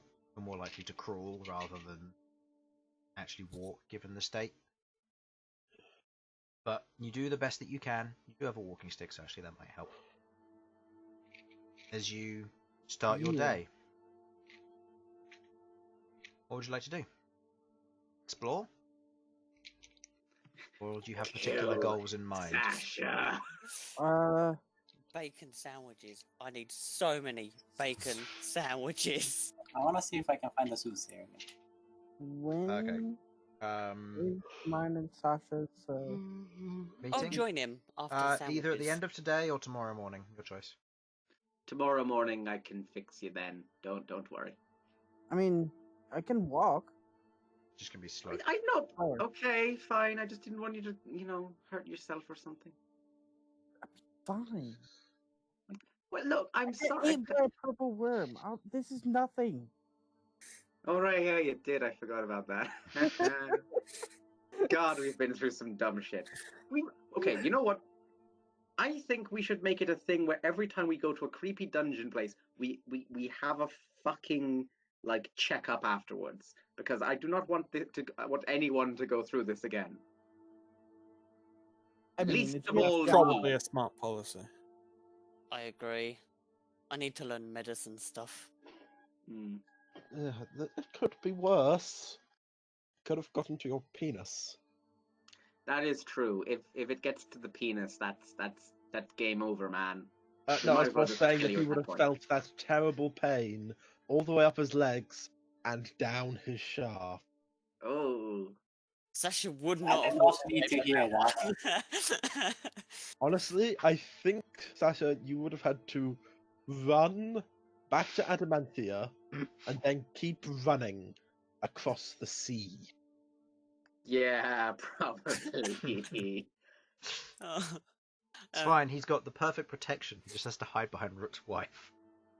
No, that's true. Oh. I do Or love Sasha, Rook's wife. Sasha, there was another idea. You I want to could do a- become her best friend. Oh, that would have been really bad, though. How suspicious would it have been? A woman or girl, female, running away from Rook while Rook is grasping his penis, saying, "How dare you hurt me there?" I think if anyone's going to come badly, Sasha was going to get wrecked by my wife, and then I'd get wrecked by my wife. Hey. You've already had kids. Your wife don't need that no more. No, he's suggesting that you Rook's mistress. This No, makes no, fun I'll of you just more. say, No. hell, he's attacking me with his penis. What were you saying, Infernal? Makes me want to do an art piece of that, but no. My God. Alright. So, anything else anybody in particular would like to do? After I've had my bacon sandwiches, I'll join him, Bern, for exploring. So you and If Bern it's- go exploring, okay. Bern looking for the soothsayer. I'm gonna keep my distance, but from across the room, I'll just be like, if it's any help, Rook, I did not realize that would hurt so much. I'm just gonna explore until it's time for our meeting. Okay. Elsyan and Queglod? Oh, Alson's probably gonna have a look. See at what Wait. smithing. Has Simon been here at all? Yeah. Yeah. Oh my god, because I realize I haven't heard you speak in a long fucking time. Oh, sorry. Okay, don't. Hang on. He was talking when we were talking about the corpse rot. Yeah. Yeah. Oh my god, you were! When Harlan? you Harlan? talked about the medical treatment, I You're was like, yeah, right. that's a good idea. I completely blanked. Are you telling me when you were all doing impersonations of Queglod, I was doing the best one because I was quiet? Yeah. Yeah. Yeah. I'm so sorry, Simon. I I thought I hadn't heard your voice in a while, and I realized that I must have heard it, but not heard it because I was too busy, Alright. Oh, okay. running away. So I'm Elsyan's I gonna see how it sorry, is. Simon. Elsyan's I'm gonna gonna go explore, explore see what's his- happening with the Smith, see what Okay. fun and exciting things they're doing over there. Okay. Queglod, what would you like to do? Depends. Would I have heard about this bookseller? Because I looked around for books and couldn't find any. Yes. Bookseller was told to you. Okay. It Bookseller? was Sasha and Malcom met the puppet guy, who then mentioned a bookseller in town who is difficult to find, but otherwise around the place. Okay. Yes. All right. I guess going off of their description, I'll try and track them down then. Okay. So Sasha, what were you doing exactly? If Malcolm is determined to go to the salamander people today, I will go with him. Okay. We have Sasha and Malcolm going exploring together. Elsyan's going to smithing area. Rook and Bern were otherwise sticking together. Queglod, did you want to tag with anybody? I mean, is anyone? We're just going generally to- exploring around everywhere. So Oh, okay. Yeah, I'm I'll going to explore. I'm looking for the. You know what I realized is really sad? It would have actually been like less painful to amputate Rook's legs and then have them regenerate. It would have been painful still, but yeah. amputate, Sasha. Amputate. Are you kidding me? I'm just saying, it would be less painful and also quicker. You'd also have to do it one regeneration at a time, because you can only do one limb, I believe, regeneration at a time. It says limbs. If it says limbs, then you can do both, but I thought it was only limb. I'll Fine. double That check. mean for a day, Rook could have been hobbling around on one leg. No, it takes a minute if it's. Oh right, yeah. Okay. Casting time is a minute, duration is an hour. Target severed body members, spell stop? fingers, legs, tails, and so on, if any, are restored after 2 minutes. So it would have been quicker to chop it off, but it would have been a lot more painful to have it chopped off. Then you would have had to have cast that, and you don't know how far the regeneration would have gone, or the disease would have otherwise gotten, because that's something that you knew it was corpse rot, but that's the most you knew. Yeah, that's true. So it could have affected quite a bit more. You don't know. Either way. So, I need another bacon sandwich for the road. Queglod, did you want to tag with anybody then? Yeah, it makes more sense to go with Rook then, if that's. So Rook, Bern, and Queglod. Yeah. So, Bern, as you are looking so intently, and unfortunately you've already rolled, you do not find the soothsayer over the course of the day. But as you're looking around, the three of you just wandering around, you do discover various things of interest. Just need to mark which ones have already happened and which ones I haven't done yet. Okay, so Queglod, I haven't done either of yours yet. So, let's start with Malcom and Sasha. Let's do your one first. As the two of you are wandering around town, you're seeing the sights, you're meeting the people. As you're going around, kind of just moving slowly but surely, you see a dwarf. Oh wait, no, you did do that one. That was the tattoo artist. You saw that one, didn't you? And you... No? Oh wait, no, that was the massagist. What? Yeah. I don't see no. I haven't seen No, it. one of you met the I was massagist. the Yeah, massage guy. You were the But massagist. yeah, yeah. me and Bern. Yeah. Sorry, no. I realised I already marked that one down. I hadn't done this one. So, as you're wandering through the street, you see an individual otherwise with what looks to be a needle and ink as they are otherwise giving a tattoo to someone. They're otherwise treading on a pedal, almost like a loom in a way, kind of running the needle across and slowly but surely controlling it as they're giving a tattoo to another dwarf. The dwarf in question who sat there seems to have a very clean beard, well cut but very short. Kind of thin around the chin, very thick and sticking out quite a bit for sideburns, but no mustache, mostly clean shaven. Otherwise sat there working on this, and you see that he has 2 snake tattoos that run around his eyes, with the mouths wrapping around and meeting in the bridge of his nose, with the rest of it curling off back across his bald head.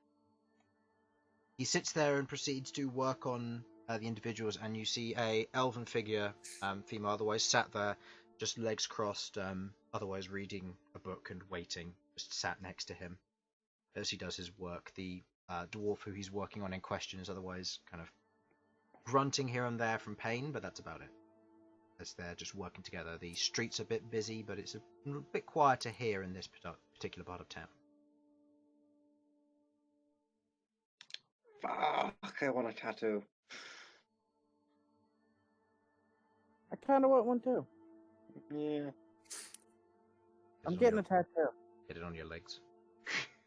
Get an No. impulse tattoo. Uses regeneration. It spits out the ink the next day. Oh, motherfuck. Actually, how That would would be- regeneration affect your tattoo? I'm going to say that for optional, if you want regeneration to remove a tattoo, you can, but that's optional and it requires an entire use. Okay, Elsyan, yours is magically imbued. Yours Obviously, if you requires... cut off, Fuck you. obviously, if you cut off a limb and then have that regenerated, it's gone. It's gone, yeah. Yeah, it's like paper to a page. You can use mending to repair a book, but the ink doesn't come back. Yeah. So, you do. What are you doing? I'm getting a tattoo. Okay. I am also probably getting a tattoo. As you approach, the elf kind of looks up. Are you both looking for decorations? Yes. Very well. If you'd like to wait a short while, and he'll be right with you. No problem. I'll be with him in just a minute. Just got a little bit more to do on this, gentleman. He finishes up the work and otherwise takes what looks to be a sheet of something and puts it over his back, where he's had rather a large tattoo of what you can see seems to be a blooming flower on his back. As he kind of takes it away and goes, that'll be all done. All right, keep that covered for the next. Keep it covered till the pain goes away, and just make sure you clean it regularly after that. Make sure nothing gets all lumpy. And yeah, I'll be around town. Just working trade. The individual stands, thank yous, and otherwise carries what looks to be a druid's robe and staff with him as he otherwise hobbles away. Oh. Alright, so we got two newcomers. We got a Tiefling, interesting, and we've got a Dwarf. Are you looking for basic tattoos, or are you looking for magical ones? Magical, preferably. Alright. What options do you offer? Base cost for magical is 1,500 gold. If you've got the gems to apply, they have to all be the same. I can work with that. Or if you're looking for particular color patterns, I can do that too. I have some possible options. A few diamonds. I wonder, do you work with metal at all? No, metal doesn't do so well in the skin. Not unless you want to die anyway. That's true. Sorry, forged cleric. So was hoping some metallic options would be possible. No, that's fair. When it comes down to using metal in inks and that kind of thing, there's a small problem. If somebody knows it's there, heat metal doesn't go away. Ooh, not good. Yeah, you burn from the inside, and you're more likely to end up with a scorch mark near wherever you've had it done. You got it on your face, well, good luck. You're not going to have a face after it's done. Fair enough. Right. What sort of gems do you prefer to work with, and what options can you provide? Quickly get to the DMG. I'll give you a short list of what needs to be done. Depending on what colours you're after, I can do various bits and pieces for them in particular. Otherwise, if you're just looking to get something more useful, typically I work with Alexandrite, Aquamarine, Black Pearl, Peridot, Topaz. I work with things like Fire Opal and Ruby as well, if you've got that much, taking bits of those. Otherwise, any of the cheaper ones like Amber, Amethyst, Coral, Garnet, Jade, Jet, Pearl, Spinels, or Tourmaline are typically ones I can work with. Crush the gems and use them in the process for imbuing the tattoo. Right. Now you said some of the more useful ones. Do you mean spell tattoos or? The tattoos themselves, in the magical sense, one, they'll be animated, so there'll be a GIF instead of a JPEG. I'm sorry, I don't understand these tattooist terms, but Yeah. I think I get the gist. Yep. Yeah. So, yeah, there'll be moving images, moving tattoos rather than regular ones. These are usually empowered whenever an individual casts a spell, typically more useful with spellcasters. Depending on the gem, if you go for particularly rare ones in the rarer side of things, usually the ones that are in the 500 to 1000 range, cost-wise for color, they can give you a little bit of a boost and a bolster in certain areas, but not beyond mortal belief. In other words, if you wish to use an 1000 GP gem as part of the process, which you have on hand, then you will be able to imbue yourself with a +1 to one of your stats of your choice. When you get a tattoo of this kind, it cannot be removed, and you cannot get another one. Right. Huh. Okay. Right. So what we're saying is spell tattoos aren't a thing in this universe, is what I'm getting here. Spell tattoos are, just this guy doesn't specialize in. Okay. This guy specializes in more of a statistical tattoo rather than a tattoo that stores spells or otherwise works magic-wise. I typically reserve that for wizards, which this guy is not. He's just a tattoo artist who specializes in this. Okay then. So if you have any black opals, blue sapphires, emeralds, fire opals, star rubies, Well, you know star I've got sapphires, a fire opal. The problem is... or a yellow sapphire. Yeah. Problem is it's kind of in my my armor at the moment. Indeed it is. Kali Maya armor to get it out. Yeah, no. But no, I'm not interested in the +1. It wouldn't really benefit me to any real degree. Wait, where are my stats? Where are my stats? There they are. 19 in strength, technically 13. You have 8 in dex, 20 in con, technically 18.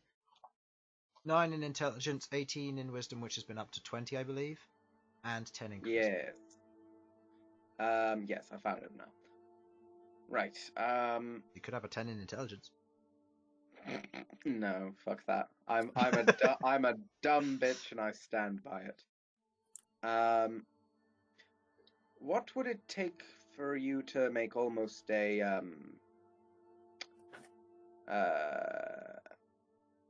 sort of a flame scene?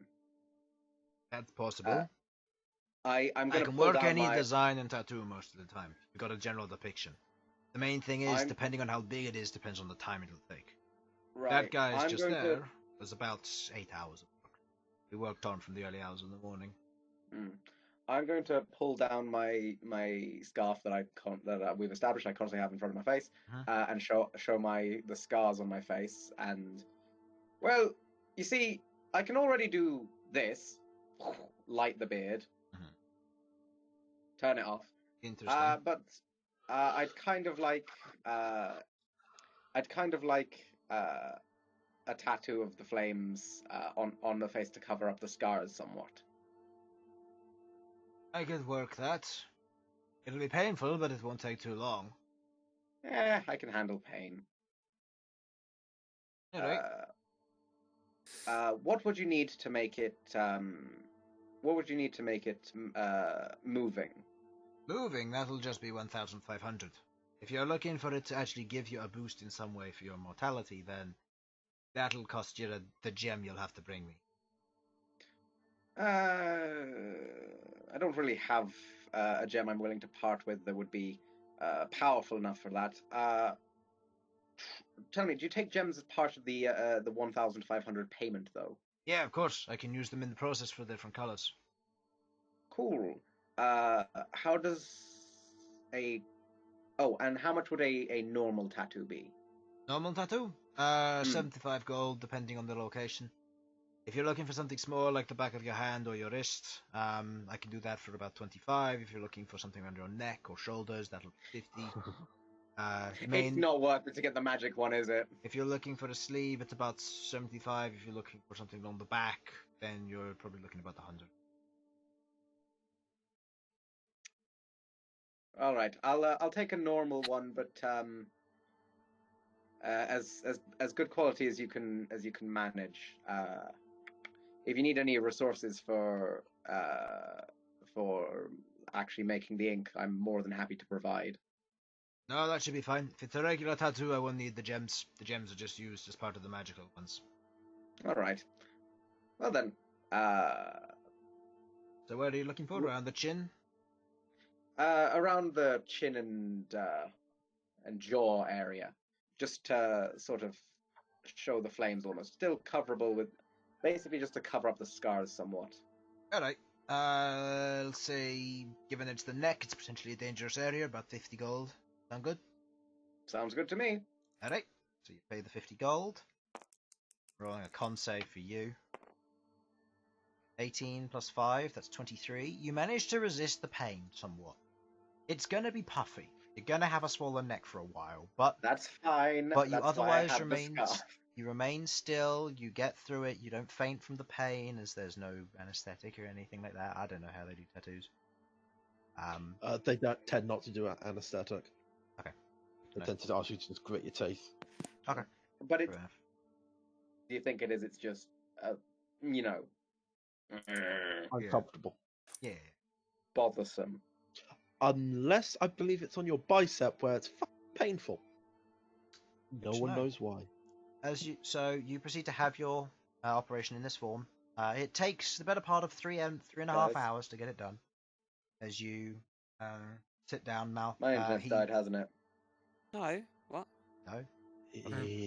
Maybe he just can hear us on Discord. Yeah. Yeah. Either way. As he's otherwise set down, working on the tattoo itself, proceeding to go through it. Welcome back. As he's proceeding to work through it, he kind of goes, "So, what about you? What are you looking for?" He looks at you, Malcom. I was thinking of getting a dragon breathing lightning. Alright, where are you looking for that? What is buttock? Probably my back. Okay, full back tattoo, or are you looking for maybe a multi-part thing? And all people who do theme tattoos like to have them as multi-part. Just full. Alright, animated or regular? Animated would be nice. Alright, I'll get that. We'll get that all sorted, so that will be 1,500. If you've got any gems, I'll take them as payment also.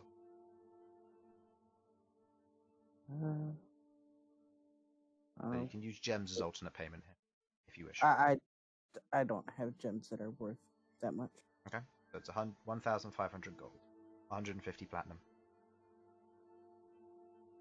Alright, I'll take that out. He works through you, Sasha. You feel the pain. It's going to puff up before he kind of gives you something to hold against it and goes, "Alright, let that settle.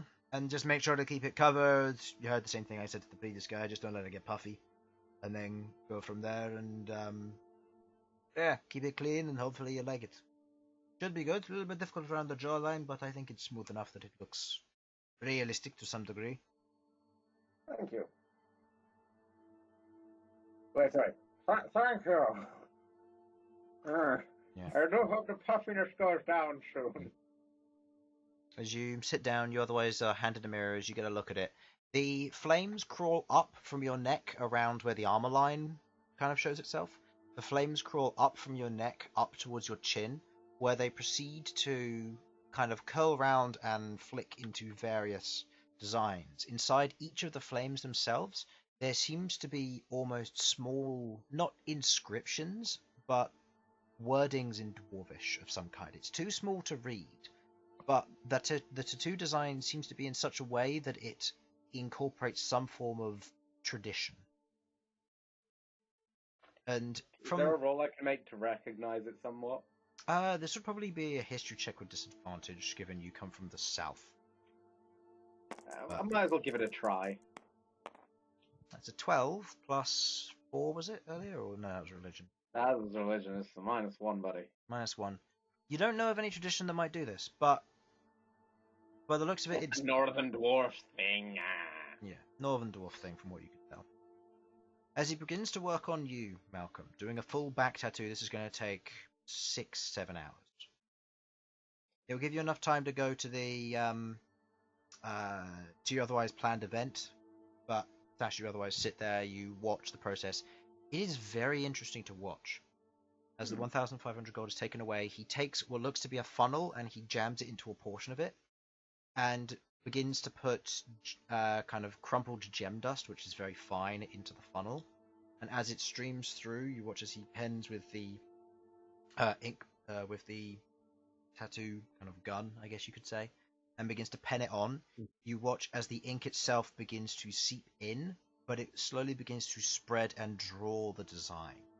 You now see what the Dwarven runes are for. They are for the animation of the design itself, but in this corporation they're slightly larger given the size of the tattoo. Yours, they are smaller, giving it a sense of depth and realism for yours. As he begins to draw and work across this, Malcom, if you'd like to go ahead and make me a Constitution saving throw, please. Yep.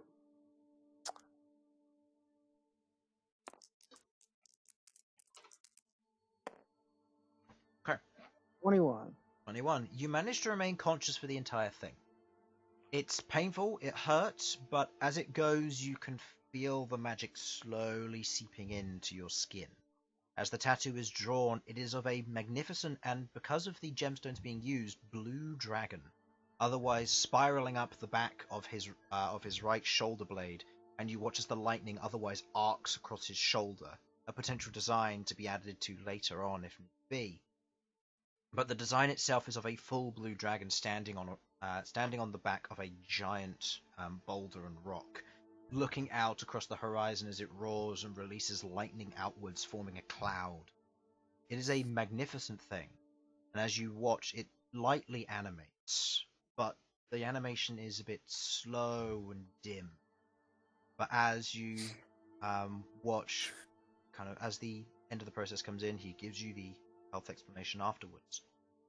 You get up, and as you move, the tattoo shifts very abruptly to almost match your movements, fitting and warping to where your back and muscles move, to not be distorted, to be a continual image as it moves and shifts, respecting your will, as it were. I like this. He does his best to show you with a mirror of the design. It is very, very well done. Nice. At some point in this, would it be possible for me to ask? Is it all right if I light my beard, or? Yeah, that shouldn't be a problem. I'd say just don't do it right now. It might hurt. Well, I want to see how it looks. Give it a day. All right, a day. If you do it now, you might be a bit sore and it might mess up the ink. All right. Alright, well, glad you're happy with them. I do live in town, so if you're looking for me, I'm practicing and working on this. Just carrying down an age-old tradition that someone taught me. Fair enough. And It's carrying a on wonderful from there. tradition. Well, your work is fantastic. You're right. And if I ever have the urge for another tattoo, I will come to you. Look for Gavin Hammerfist. Puts out his Gavin hand to you. Hammerfist. Sasha Smashfist. Pleasure to meet you.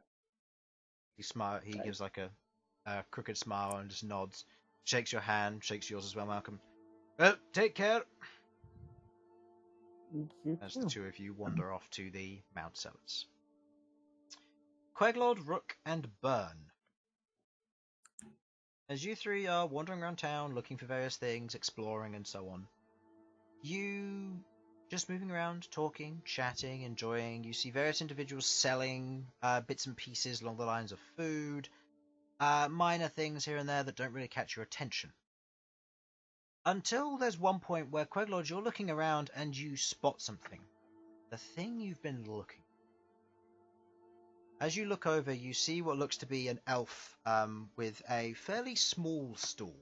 It's otherwise covered over, and it's very much hidden at the back of a rather large combination of various stalls and tents.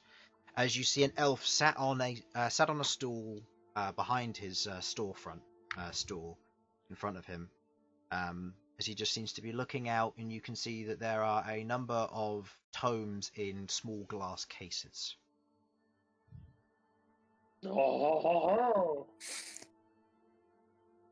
Okay. I will head over. Yeah, Well, it's time to get your read on. I will. Rook and Bern, I think I found what I'm looking for. You're welcome to join me, or you can continue. Ooh, okay. What are you looking for? We're gonna probably stay. Well, I'm gonna keep looking around, but we'll stay local if we're still around All right. when you finish. Okay, Catch up. I'll try to meet back up with you then. Cool. What is the place you're going to? Hmm? What is the place you're going to? You Can you hear me? Hello? Yeah, we can hear you. Okay. You look over and you see what looks to be an elf, otherwise sat behind a stall with a few books and old tomes, otherwise placed within small glass cases. Do you mind if I come with? Not at all. Okay. Look, as you wander around, your companions, Bern and Queglod, otherwise head over to the bookstore. You move over and you see the elf as he's otherwise sat there. As you get within about probably 10 to 15 feet of him, he looks up, looks directly at you with almost a bit of a squint, takes the specs off and places and folds them up and puts them in a top pocket. Can I help you? Yes, I noticed you have a collection of books. I was wondering if I might take a look. What kind of things would you be looking? Well, mostly I'm looking for books on various bits of arcane lore. Very well. You watch as he stands from where he was otherwise sitting. He is tall for an elf. You thought Elsyan was pretty tall for an elf. This guy probably stands maybe 7, even 8 feet tall. He is very kind of lanky in his form as he stands. You watch as he does and his wrists move, you hear the jingling as probably about 15 to 20 kind of metal bracelets and other decorations slide down his hand to his wrist, and they begin to jangle as he moves over, and you watch as he places his hand on the top of the glass case and the glass disappears as his hand passes through it and pulls the tome free. The form of this elf, other than being thin, is otherwise hairless except for the top of his head, where a single stream of overlapping plaits of hair in almost 3 thick dreadlocks otherwise go over the back of his head and down the back of his head. What kind of elf is this guy? He looks kind of like a cross between a Shadowkai and a high elf. It's strange. Okay. He's pale-skinned, being kind of in the dark here, it's a little bit hard to tell, kind of lightly grey, but the way he speaks and the mannerisms suggests more of a high elf upbringing. It's a Shadowkai high elf or a shy elf? A shy elf, yeah. Or a high Kai elf. Or an elf on the shelf. A haiku elf. That'll do. He reaches over and kind of takes the tome, kind of rubs his hand over the top of it, and as he kind of gets a look at it. You're after arcane history or developments, as in wizardry? History, I think, would be the most useful. History. Any particular eras? What era was it when the Coronation attack? Yeah.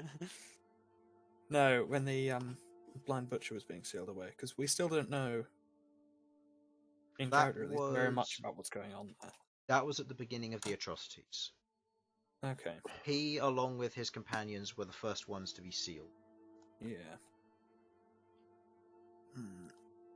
How much do you have about the early atrocities?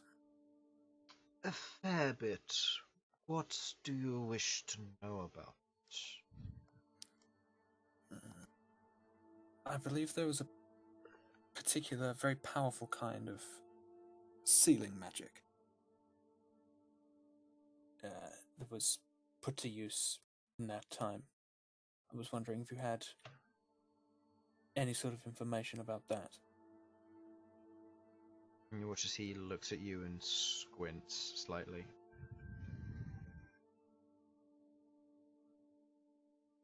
You say sealing magic. For what purpose? Sealing away a powerful being. I understand it's a bit of a specific request, and I apologize that I can't give more information, but... I understand. You totally don't sound evil. You're a very strong individual, tell that much. You have no intentions of releasing something that otherwise doesn't need to be released. No. Good. At this Stare from point, outside. Wait, is that no as in yes or no as in no? there's something you've noticed now at this point, Queglod. Mm-hmm. As you're kind of talking about this, each of his questions, you feel something strange. It's like Elsyan's talking to you. No. What? Fucking hell. And every time he asks a question, you answer. But this time you notice, hanging amongst the baubles is a golden skull with red eyes. You own one of these. It's a medallion of read thoughts. Wait, shit, we own one of those? What? Queglod does. Yeah, I've had it for a while. I haven't really been using it because I believe it requires attunement. It requires attunement, so it's very difficult to use. Yeah. Yeah. And Give you it to notice the elf. this. Oh no. He seems to be making sure that you are being truthful. From the way he's reacted, you get a sense that you have told the truth and he believes you. What specifically about the atrocities? A particular time or a particular place at all? Particular A few creature? locations. Local to here, I think would be the best place to start. There are a number of ones local to here.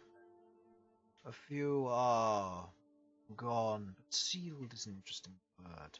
Split seal or condensed seal? Split being where the being in question is divided into multiple pieces. He nods. Condensed being they are locked away in one particular location, I think. He nods. Split seal. Although we wouldn't mind information on the other cough, Prince of Blood, cough. You're not there, Sasha. We can just kill the Prince of Blood, it's fine. You make it sound so easy. He places the tome down on the table. You watch as he pulls the first page up. And you watch as he flips through a few of the first few pages. Before you watch as the inside of the book itself is hollowed out. As he takes out 3 tomes and otherwise removes one and places it on the countertop. This one in question would aid you in such a manner, but the cost of what it will tell you is rather steep. They do not trade in coin, nor favors. Are you willing to gain this knowledge?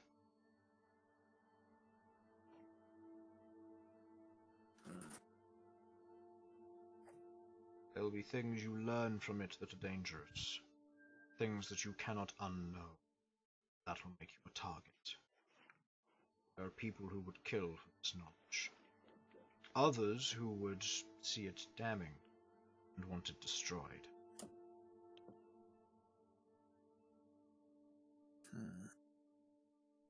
But you do have the information I'm looking for.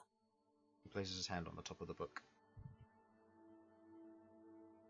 The specifics of what you are looking for, maybe not.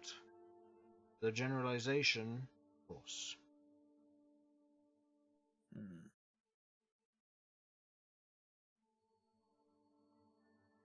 Very well, I'll accept the risk. He passes you the book. Right. I would like you to roll me a charisma saving throw. Oh boy. To determine the effect of otherwise affected by here. You always ask the fucking cost.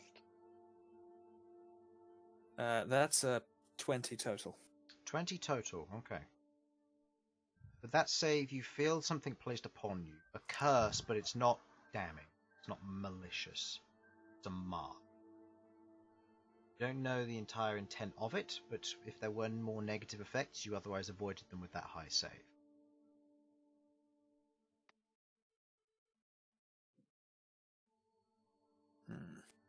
He looks over to you, Bern. Are you looking for something also?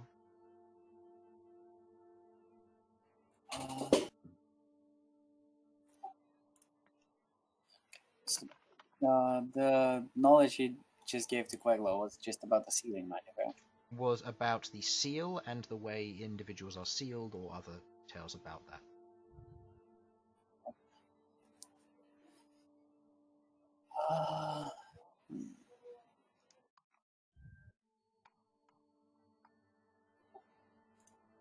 Guess a particular person from that age. Or B. Particular being. Do you have a name, or is that what you're looking for? That is what we're looking for. We know his title. Wait, shit, are you trying to do what He gives you a quizzical.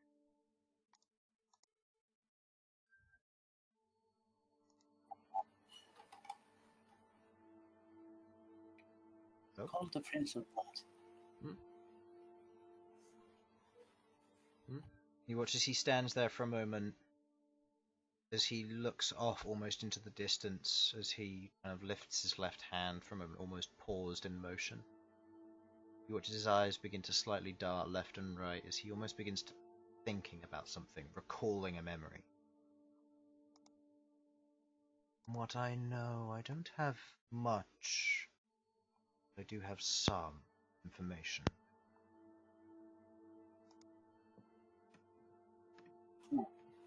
Anything would help. Are you intending to defeat this foe? Yes.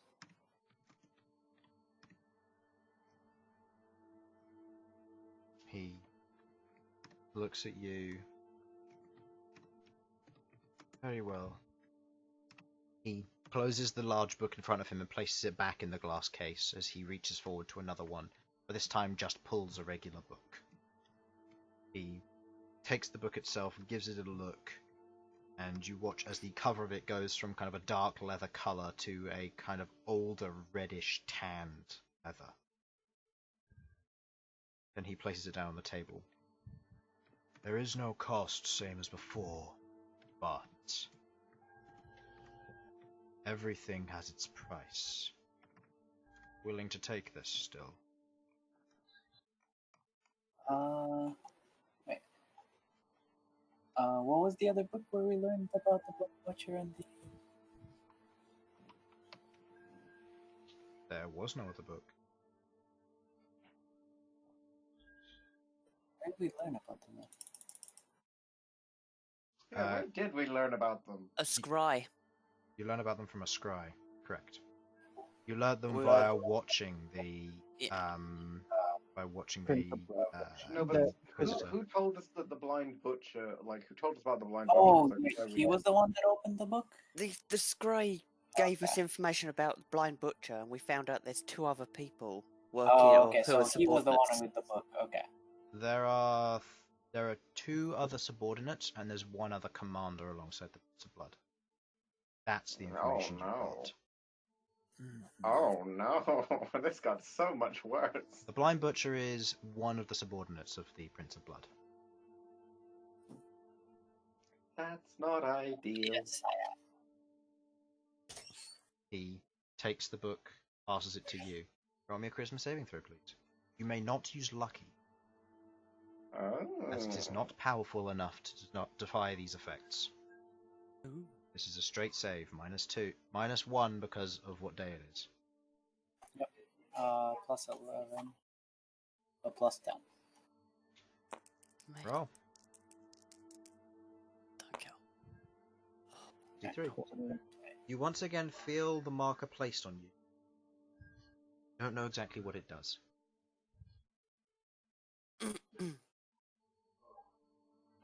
So I take the book.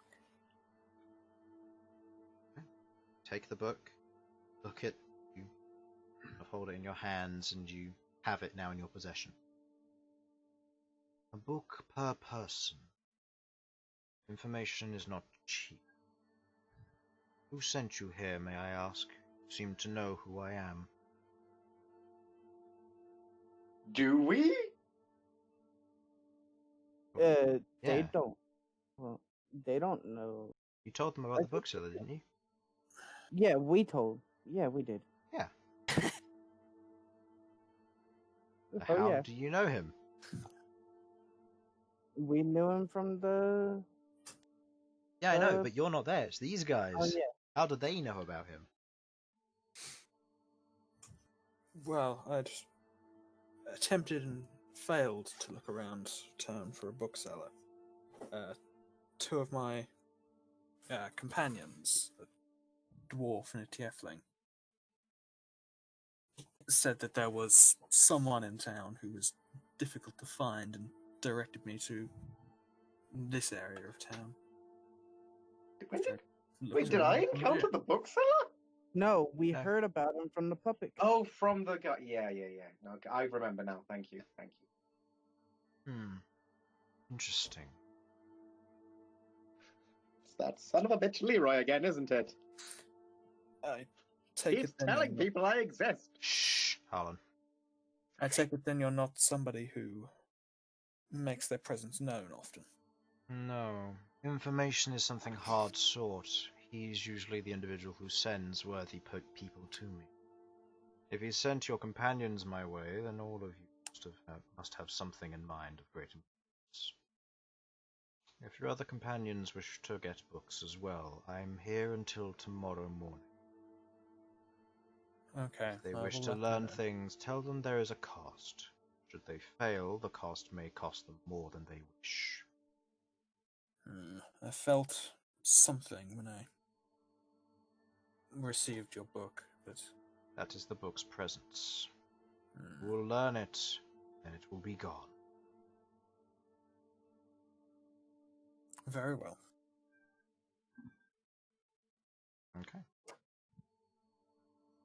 Meanwhile, Rook, while your companions are having a weird conversation with an old elf behind a book counter, you're wandering around and you see various individuals, ones who are more interesting. You see More in this interesting. in this bizarre area, you see that there are various individuals, what look to be like gypsy folk and travellers who have come from a little ways off, and otherwise sat around, otherwise talking and chatting with one another. And you see what looks to be a small group of dwarves. You see one that seems to be rather quite a bit younger, and he's currently standing behind a stall with what looks to be a larger number of decorations and other natural jewellery and embellishments in front of him. And you see another one what looks to be a slightly older dwarf, otherwise smoking a pipe, leaning back against leaning against a cart with what looks to be an old dog sat beside him. Okay. Well, I'm gonna go and have a look at the jewellery, just out of curiosity, what's going on. You move over. He notes your presence, but he doesn't call attention to you. What's there? As you look down on the surface of the stall, you can see that it is a variety of pins. In both sets and non, you see brooches and tokens. All manner of them spread out throughout this stall, and they each have their own ring and feel to them. Looking across them, quite a few of them seem to come in small groups and bunches, as you begin to signify that some of these are sets, ones from locations where you have never been before. Okay. Interesting. There seems to be one for every city in the Empire, a few in the Barren Lands and a few in the Highlands.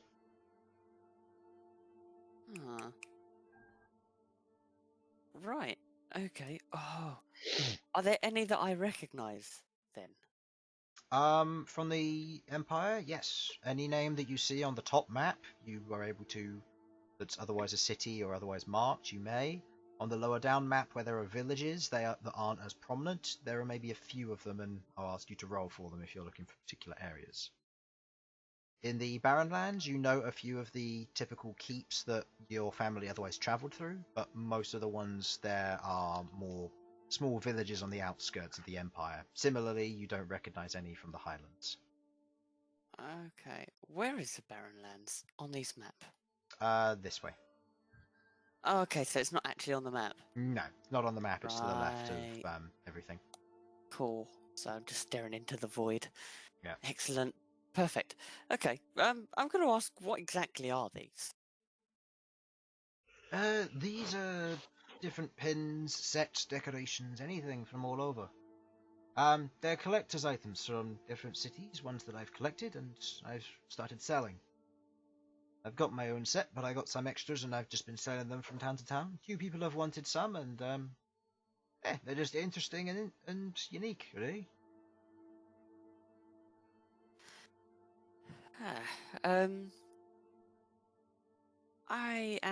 How much are they?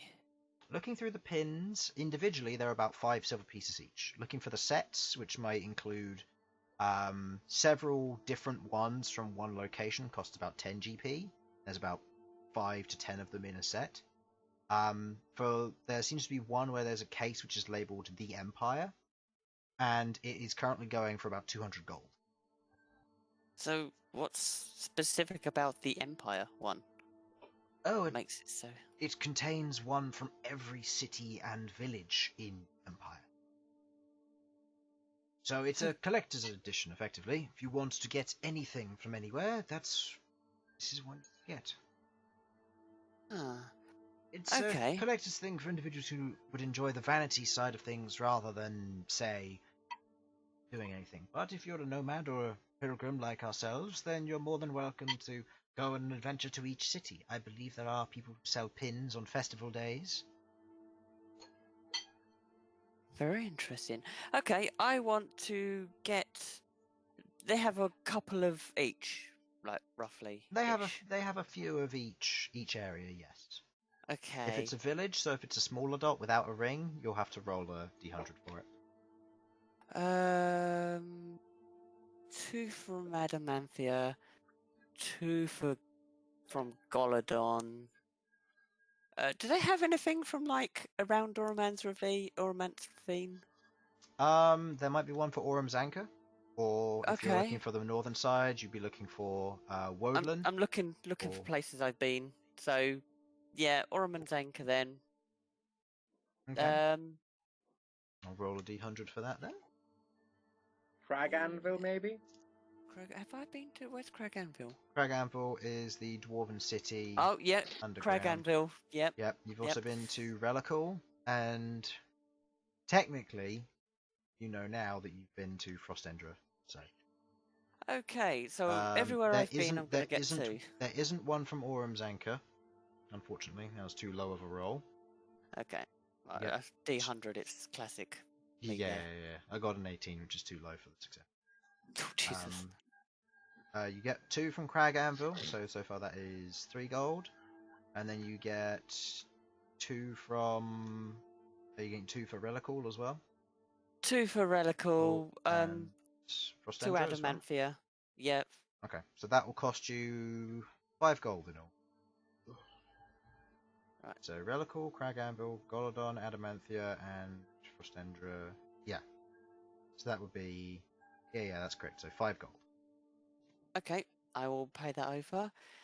Okay, right, well, I've got pins for everywhere I've been for the kids when I actually do go home. I should probably look for something for the wife. As you stand there and contemplate that, he goes, if you're looking for something for a missus or someone that you love deeply, I might recommend some of these. And he gestures towards a slightly more expensive taste, but brooches nonetheless. You can see ones that seem to be designed in an empire-style fashion with more of a golden filigree to them in various things like hummingbirds, different animals such as lions and deer. All of them are somewhat encrusted with some form of gemstone or dust in some manner. You can see a number of more simple brooches as well, which are much more on the cheaper side, but they seem to just be basic metal cast and fold with a little bit of colouring added to it with bits of glass and ink. Do you have anything griffin-y or? I do, yes. This one it's 10 gold, but it's something a little bit more flavourful. He places what looks to be that of a griffin head pin, almost similar to an eagle head style pin, but the distinctions on it are more griffin-like. Okay, I will get that as well. Okay, so that's 10 gold. At this point, Right. your party members rejoin. You see the display of pins that Rook is deliberating over. Okay, right. I'll pay over the money. Thank you. Welcome. Whew. So the other two have rejoined me. Yeah. Cool. Have much luck? We certainly found something. There is a bookseller in town. Although, Okay. well, if there's any particular knowledge you're looking for, you may wish to head over there. He's only here until tomorrow morning, so you'd probably best make a decision quickly. I want to see him then. I thought it was just selling spells. Wasn't interested in spells. No, he seems to have quite a range of knowledge, although I should warn you that it seems to come at quite a high cost. Great, as if my family line needs much more of a high cost for things. Okay. Well, exactly. I've already accepted one book from him, as has Bern. What did you two learn?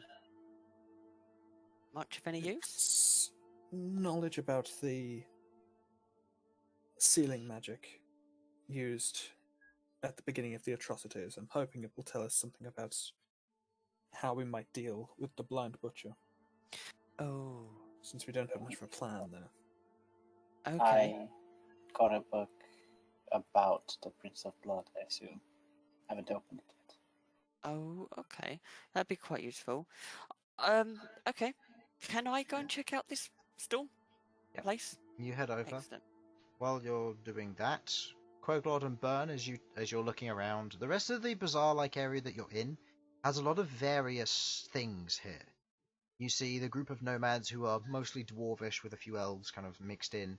Quite a lot of them are selling a lot of stuff. You could call it junk, but it's a festival sale. It's what you find when you go to village fetes and stuff. You see individuals selling cushions, furniture, other decorations, old trinkets, meaningless tokens, and other things, all of which you could imagine to your heart's content. If there's anything useless that you might want, you can find it here. A bake sale. Nice. So is there anything you two would like to try and locate in this pile of stuff? I suppose we could look for something for the tavern. Back in a bit, guys.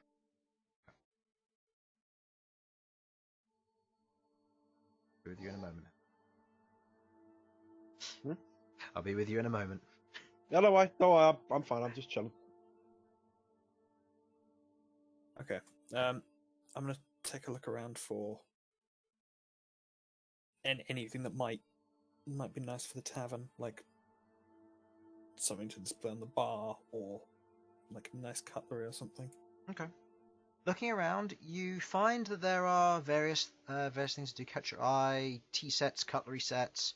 You see various array of goblets and mugs of different styles, some of which seem to have pictures on that are otherwise painted, some of which seem to be a bit more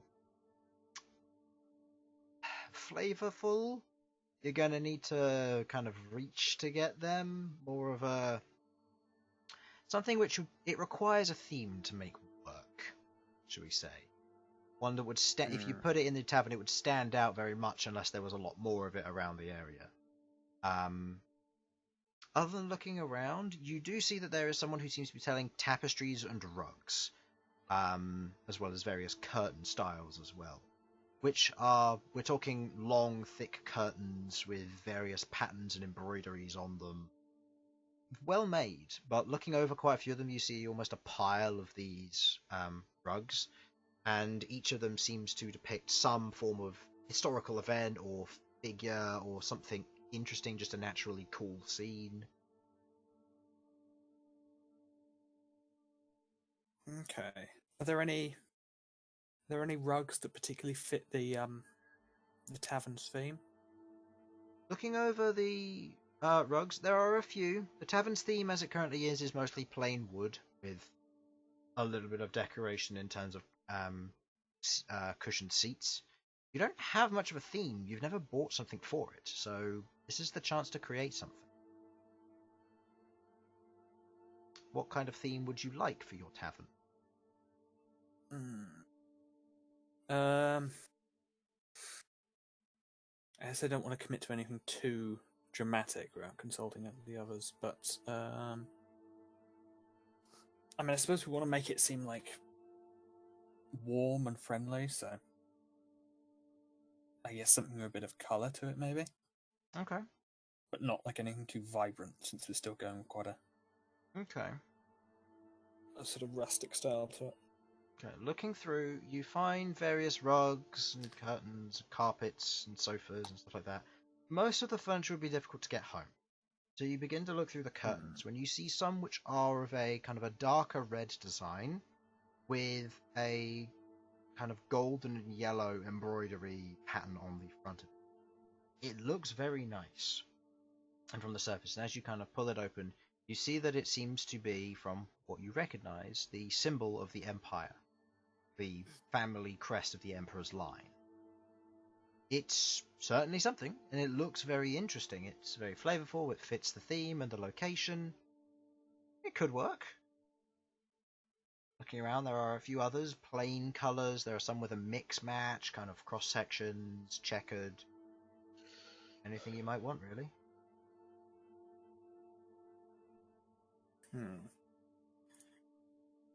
I think I'll probably go with one of the plainer kind of designs. Yeah. Okay. I'll let you decide what colour and if it does have any designs or anything on it. Infernal, did you have anything you wish to do? Looking for? Not really. Okay. Elsyan. Oh, I'm in this campaign. Yeah, in this session, you mean. As you wander towards the central forge area, you see people back at work, people carrying on as they were, but more at a leisurely pace, as people seem to be demonstrating their skill on how to smith. And this is when you suddenly realize it's not a competition as such, more of a pride thing, where people are competing in smithing, but more of a tradition for the city itself. Would you like to participate? It doesn't cost anything on your behalf, other than your pride, or you can watch. Elsyan is a very prideful man, but he also knows his limits when it comes to a new skill. And also none of the party members around him feels like he needs to prove himself. So, he's just going to happily watch. Okay. Try to learn from what they are doing. Make me an intelligence check, please. Oh boy. Here it goes. Careful, you might struggle with this one. I might. That's just straight intelligence. Straight intelligence, yes. Ugh, so obviously the DC's lower because no proficiency. Your possible. boy Elsyan. Yeah. Don't want to add my proficiency modifier on top of that? No. Okay. No. That is a 13. 13. You begin to kind of take in and watch the various methods as the elves and dwarves here begin to construct and make and craft.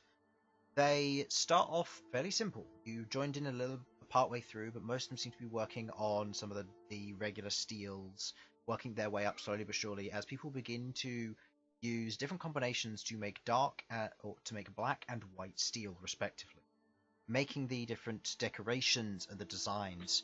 Something that you remember your family not particularly doing, but getting decorative pieces of. This stuff is, 1, expensive, but 2, also very practical and worth its cost. You begin to watch as they make the different designs, the dark steel being made into more bulky, heavy objects, whereas the light white steel is made for lighter objects, rapiers, scimitars, and other lighter bits of jewellery as well, as they fit. You watch as the metal is melted in crucibles, cast, bent, and otherwise shaped into the different forms, drawn out into thin strings used in filigree and very craftily and daintily put in place. You see levels of where individuals are using mage hands to ever so slightly lift bits they otherwise wouldn't be able to touch themselves, forging them into different shapes and making them as they want. As they are making all of this, it is a very artful and tasteful situation. You watch and you begin to take in notes, drawing in all little bits of information. Where previously you'd only really practiced on iron and steel, you now begin to watch and learn the various things about the higher tier metals. Techniques which you otherwise wouldn't have picked up from necessarily reading a book, you have to learn via experience, but you begin to absorb the information. As you're standing there and watching the individuals are carrying on and as they go, a small crowd has also been drawn around, but there seems to be like some form of barricade to stop people from running up, as they're otherwise working and drawing out their talent, showing it off to kind of the higher possible designs. You see various individuals making dark steel staves, one which you remember Queglod has a plain one of these. This one is decorated in a tree-like fashion, its branches thin and twisting, with the socketability of a gem of some kind or a crystal at the top. You see individuals making what looks to be white, out of the white steel, small hummingbirds on the edge of golden rings, something that would be more decorated and used for various magical objects. And you see individuals using small quantities of gem dust and encrusting them inside of the metal itself. For what purpose you don't know. That's not something you ever covered, but it's an interesting occurrence. Very interesting. Elsyan takes out a notebook and starts taking notes. Yep. Does the thing that Sam can never bring himself to do. Fair enough. Didn't even use Farnsworth. Alright, Farnsworth is on holiday. Oh, of course he is, yeah. Yeah. Come on, man. I was waiting for him to say Farnsworth take down notes and then nothing was going to happen, but... No. Elsyan is not that much of an arsehole. Although he is missing Farnsworth because he doesn't want to be writing this. He is legitimately writing this down by hand where he has full power to do this with his telekinesis. And honestly, his handwriting would be neater. But in his mind, that's just Farnsworth writing. So what I'm saying is Elsyan is completely delusional. Your hand cramps at various times, but it gets done. How? Why? You know what? This will help with the smithing, I think. Think of the smithing. Think of beating Sasha. Think of being better. Okay. As you're writing these things down, you place your notebook in your pouch, and your hand hits something slightly soggy. Ugh. Better not be a fucking ooblex. As you look down in your pouch, you see that book you picked up the other day. Oh, the one I found in a puddle, right? Yeah. Well, I've seen all that I think I could learn from, haven't I? Yeah. So of course, my notes being finished, I go find someone to sit down, and I carefully look through this book. Okay. Take the book out. Reading the cover for the first time. You look at the bound tome, and you see that it is written. It is otherwise authorless, but it is written and titled "A Mystery of Scaled Majesty." Oh no, it's a porn book. As you proceed to look through it, it is not a smart book. As you begin to read the lineage of the Barrenlands, Oh. you Hello. read the names of the dragons, the details about who they were, when they lived, the dragons themselves. Make me a charisma saving throw. Huh? Uh-oh. As you're not the only one who has received a book from the bookseller. That is a 19. 19. Good. As you're reading the book, the knowledge is otherwise absorbed in. You begin to take it in, you begin to know these things. And you begin to feel a strange sensation. Something's not quite right. Not entirely sure what it is, though. Get out of my brain. Get out of my brain. Okay, that should be fine. And you carry on reading. Of course. Looking through, don't heed warnings. it lists more than just that. And as you continue looking through, it lists dragons. Lots of dragons. Oh, As it begins to list locations of dragons. And you begin looking through, and a few things catch your attention. You note the following names. okay, bear with me. That's Please, bear fine. with. I got a new journal come up for my campaign, and it's gonna keep me organised through all D&D. Okay. Until I forget about it. Hang on, Sam's gonna write notes. It's been known to happen. Okay. Jeez. You see a name Okay, which everyone, you've heard. get into your bunkers. The end time. Yeah. You've heard this name before, but you don't know much detail about it. Origatho the Scorching Core. Origatho? Origatho? Origatho. Origatho. One that you've heard before. This is the ancient red dragon who resides in a tyrannical rule over a portion of the mountain lands within the Empire. If you be so kind as to send me the names. Yeah, Because I'll just send you the names, that's fine. He lives tyrannically in a place known as the Charred Stormfronts, where, from what it details here, some of the strongest Storm Titans used to live and reign before they were forced south. He and his brood, which now is countless red dragons, reside there ruling over fire giants, who have made fortresses both above and below ground. And they are the reason that that part of the Empire isn't really truly operational. They raid and kill, they take what they need, and they rule over its people with a very distinct lineage. This is Arcathun, right? This is in Arcathun, yes, also known as the Charred Stormfronts, Okay. Charred Stormfronts. or Arcathun, which is the Draconic conversion. Yeah. Draconic. Who would dare speak Draconic? I mean, it's such an archaic language. Hi, Malcolm. You also Your learn. future Sasha is going to speak that. You also learn of his firstborn son, Minotaur the Magma Soul, a currently adult red dragon and the official heir to Arcathun. You learn that he has done various things, including the destroying of various villages and towns for the sake of fun. Mostly the ones to the south, beyond the Emerald Sanctuary, before the Green Dragons saw to his wounding and maiming.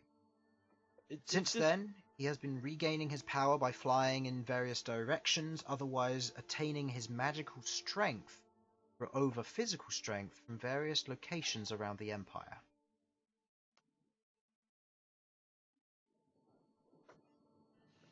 Bear with me. That's fine. Take a moment. That's fine. Harlan. I have all these details as well, so I can send them Yeah. to you later if need be. You tell them I can sort.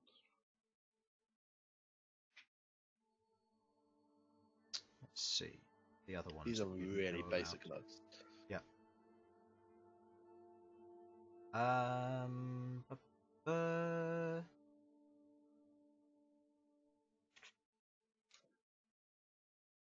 Is there by any Okay. chance a mention of a white dragon and its location? There Oh, is. where was the location of the of Nutar? Sorry. Oh, Arcathun as well. He's the official Arcathun. heir underneath of Origatho. Looking through and thinking about a white dragon, there's a name which you remember when you first picked up the book. Webval. Webvaal. The Blistered Vanquisher. An ancient white dragon who has otherwise been shunned and cast out from his community of the White Dragon Halls that reside in the north, forming the Dragon Knight community. He himself is a dragon hunter, feasting and cannibalizing on the other white dragons who are young, trying to set up in his territory. Ancient dragons and dragon knights have tried to find and kill him in the past, to no success. His lair is said to have been an old glass arena that he otherwise has set up the foes of the 10 greatest heroes who tried to fell him. You've been there before. You remember this. Oh, what? When we went through that portal, ended up in the north. You ended up in Webval, the Blistered Vanquisher's lair. And if you had taken any more than 5 minutes on his on the test, he would have showed up. It would have been a bad time. Oh yeah. It's been an ancient white dragon. Yeah, just an ancient white dragon. Oh my god. At least if it was an ancient red dragon, we'd have a chance because of fire resistance. Okay. No. The blistered what? Sorry. The Blistered Vanquisher. Vanquish. Ooh. Yeah. Do they give themselves these names? Nope, this is what the folk people call them. It's one of Damn those folk. things, you know, you don't really get to pick it. What color dragon was this guy? Was which guy? White. The guy In the Enchanted Glade? Yeah. This is something that he learns about now, because there was an old dragon that used to live in the Enchanted Glade before Gravel Snout took it over and put his guardian in place. As you learn about Kobolith, the Sundered Thorn, an ancient... Is that Kobolith with a K? Yes. Kobalith. Kobalith. Okay. Kobalith, Sundered Thorn. An ancient green dragon who used to rule over the Enchanted Glade back when it was known as the Cursed Thicket. He was cast out by Gravel Snout and the Grand Keeper due to his perversion of natural life, the killing of adventurers for sport and for fun. And given his poor taste, he was cast out and killed. Sorry, I didn't quite catch his colour. I was writing something. Green. Green. Of course, he's an arsehole. Yeah. What am I saying? They're all chromatic dragons. They're all arseholes. Some are more arseholes than others. And there's one other name here. But it's not a name. It's called Crescent Shadow. And the name that's written alongside it, or the notes that are written alongside it, these are not written in the text. They are written on the side of the book itself. Okay. On the pages on the side, where it says Crescent Shadow. Shadow Dragon of the Vert. Not good. And as you read through and you kind of flick forward and flick back, looking for more notes, that's it. Shadow Dragon of what? Devad. Oh. Wait. Yeah, that big bad. Chris, Mm-hmm. there is one more unique dragon that he might have seen some reference to. Which is? The Astral Dragon in the mountains. The one who... yes. No, that's a fair point. No, there are a few more in here. I was just listing off the bad ones. Okay. yeah, hey. Yeah. That's fine, but Elsyan spends the time to make down the notes of each of these dragons. Yes. The good ones which you learn about are Gravel Snout the Grand Keeper, an ancient stone dragon who otherwise resides over and keeps young dragons safe within the safety of the Empire's mountains. Mm-hmm. You learn of Shattercrest, the Seeing Star, a name which Malcom should recognize, as that is the name of his previous crystal dragon before it reincarnated itself as an egg. Yep. Shattercrest the Seeing Star is, or was, the last crystal dragon. Oh boy. That is one of the few notes that goes alongside it. The only other thing is that he was an ally to one of the strongest dragons in existence, which was the one which Malcolm's grandfather used to own, called Carthox, the Ordered Scholar, ancient gold dragon, who still roams the wilds of the Empire. He has claimed an underground tower known as Mound Drift, but its location is otherwise unknown. Mound. Well, that's something to go on, I suppose. Moundrift. Good. Is that as in Mound Drift or Mound Rift? Mound Drift. Yes, it's just got. Okay, can Okay. I get that dragon's name again and his type and everything? Carthox, the Ordered Scholar, spelled Caithox. The Ordered Scholar. Hox, and that's the Ordered Scholar. And he is an ancient gold dragon. He's one fucker who's difficult to find. Yep. He's also been in your tavern and currently holds the record for your drinking competition. Shit. This has been mentioned multiple times. Yeah, how do you not know And this? I've actually talked to Look, him. I forget a lot of things. Oh, Okay, this has been a very long Okay, campaign. guys, I want us all to remember he has this reaction every time. Yeah, I just I need know. you to remember this. Magmir, the Rumbling Inferno, that is the Queen of the Barrenland's current ancient red dragon, that is her companion. Let's see. And Desmogol the Eternal. Yes. An umbral astral ancient dragon. Where the fuck is he? You're Okay. really digging for this information. Okay. Okay, can we kick Harlan out? This will be information that all of you will be good to know. Yeah, okay, just bear with me. So, start with what type of dragon he is. He is an Because- umbral astral ancient dragon. Umbral. Or is an ancient umbral ancient astral dragon. Okay, look, they need to be in some order. They all say the same thing. Don't fuck with him, but he could be a friend. Yeah. So he is an. I'm just reordering it because I realised the ancient's in the wrong place. An ancient umbral astral dragon. Ancient number 5. It's a tongue twister, isn't it? That's because he a scary boy. Dragon. Is the Name? guy one of the artifacts or what? Name: Name? Desmogol the Eternal. Desmogol. Des. DESMO. Desmagol. Oh, A. Desmagol. Go the Eternal. Yeah. Is that Eternal with an E? Or it's Eternal E, with an E, yeah. not Internal. The internal, or no?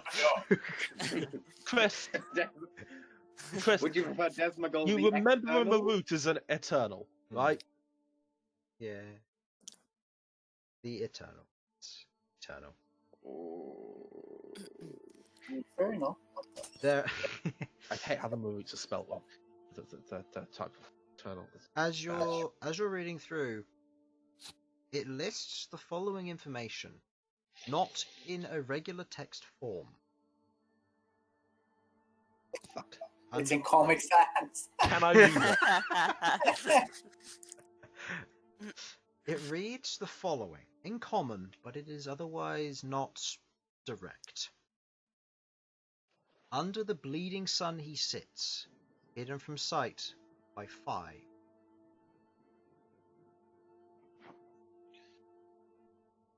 Or 5 figures, sorry, not 5. Bleeding sun. He sits. He sits The bleeding sun. under the what? Sorry. You Hidden think by, if I- hidden by, under the bleeding sun he sits, hidden by 5 figures. It's 2Ds and hidden Sam. Hidden. 5. Yes. Interesting. Is that all of it? That's all of it, yes. Interesting. There's that's- otherwise no other notes on this individual. There is one footnote, however, Footnote. and it has a date. Oh. The date is? The date is 2 letters, which you the date is 2 letters which, from the regular calendar, you don't recognise. Probably a different language, probably Draconic. Which is AB. Now you know of AA, which is Age of Arcanum. You know of your current era, which is Age of Ascension, which is AAC, and AAS. Sorry, Age of Arcanum was AAS made later, or AAC. Sorry, did that wrong around. AB. You think about it.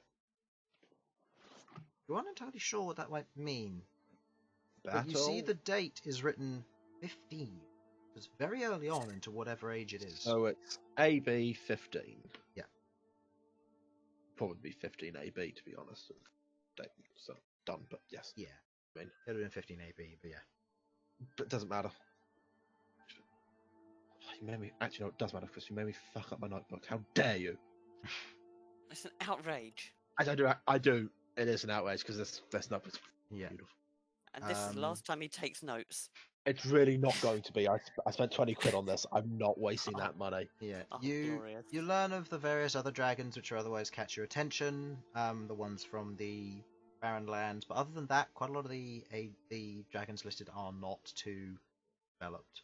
As you get to the back page, you kind of flip through and you go to close the book, and you see a note written on the back.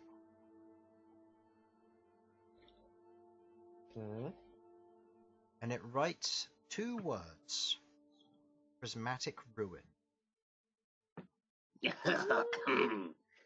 That sounds like a plot hook if ever I've heard one. Hold on, this isn't a plot hook, this is a plot book, okay? Yeah, fair. And you're welcome for that setup. Thank you, sir. Thank you, sir. Okay, so prismatic, what, sorry? Ruin.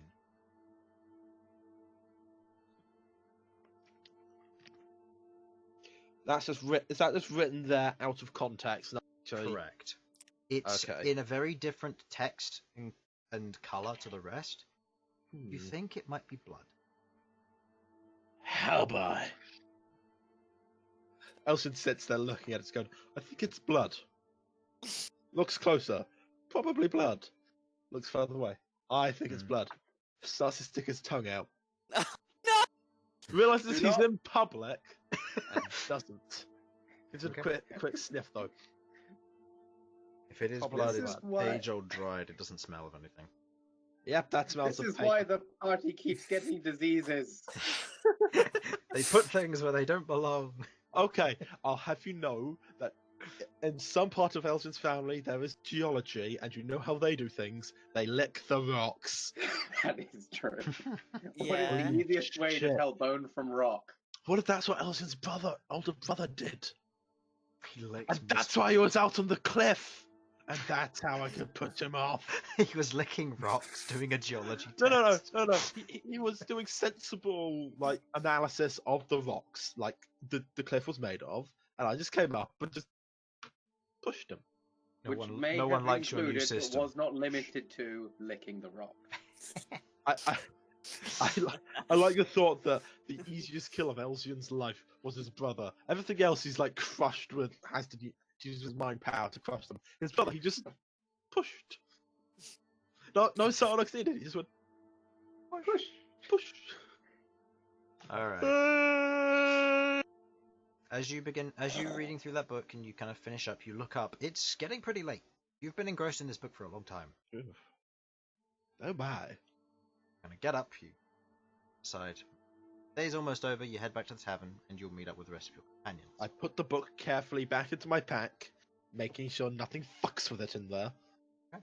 I presume I've got a little section that I can put books in. Yeah. Carefully put it in. Put it next to your book of lore. One day you'll get the two mixed up. No, I won't. One day I thought, what do I know about this town? This is the one about dragons. Why am I making a charisma save? Rolls a natural 1 when making an intelligence check. Just picked out the wrong book. Forgets to take the book of lore back out and read it, actually. Just reads the wrong one. Well, here's the thing. That book has been next to useless. Yeah. It's done a Look, lot. to be quite fair, most of the we get to learn most of the basic information from it, which, let's face it, was more than I expected. It's a starting item, so it did fairly well. Look, it will still be helpful years from now when we eventually visit some strange little village that's famous for its cheese or something. And we'll know that thanks to that book. Okay, Chris. Places famous for their cheese. Go. Let's see. Elsyan does the reckless thing of walking around while reading. Places that are famous for their cheese. For their cheese. It is important and vital information that we can source some for the tavern. Exactly. Do I have any in my list of cheeses on the... Honestly, with all this world-ending stuff, I would love a quest just for some cheese. Just to get some high-quality cheese.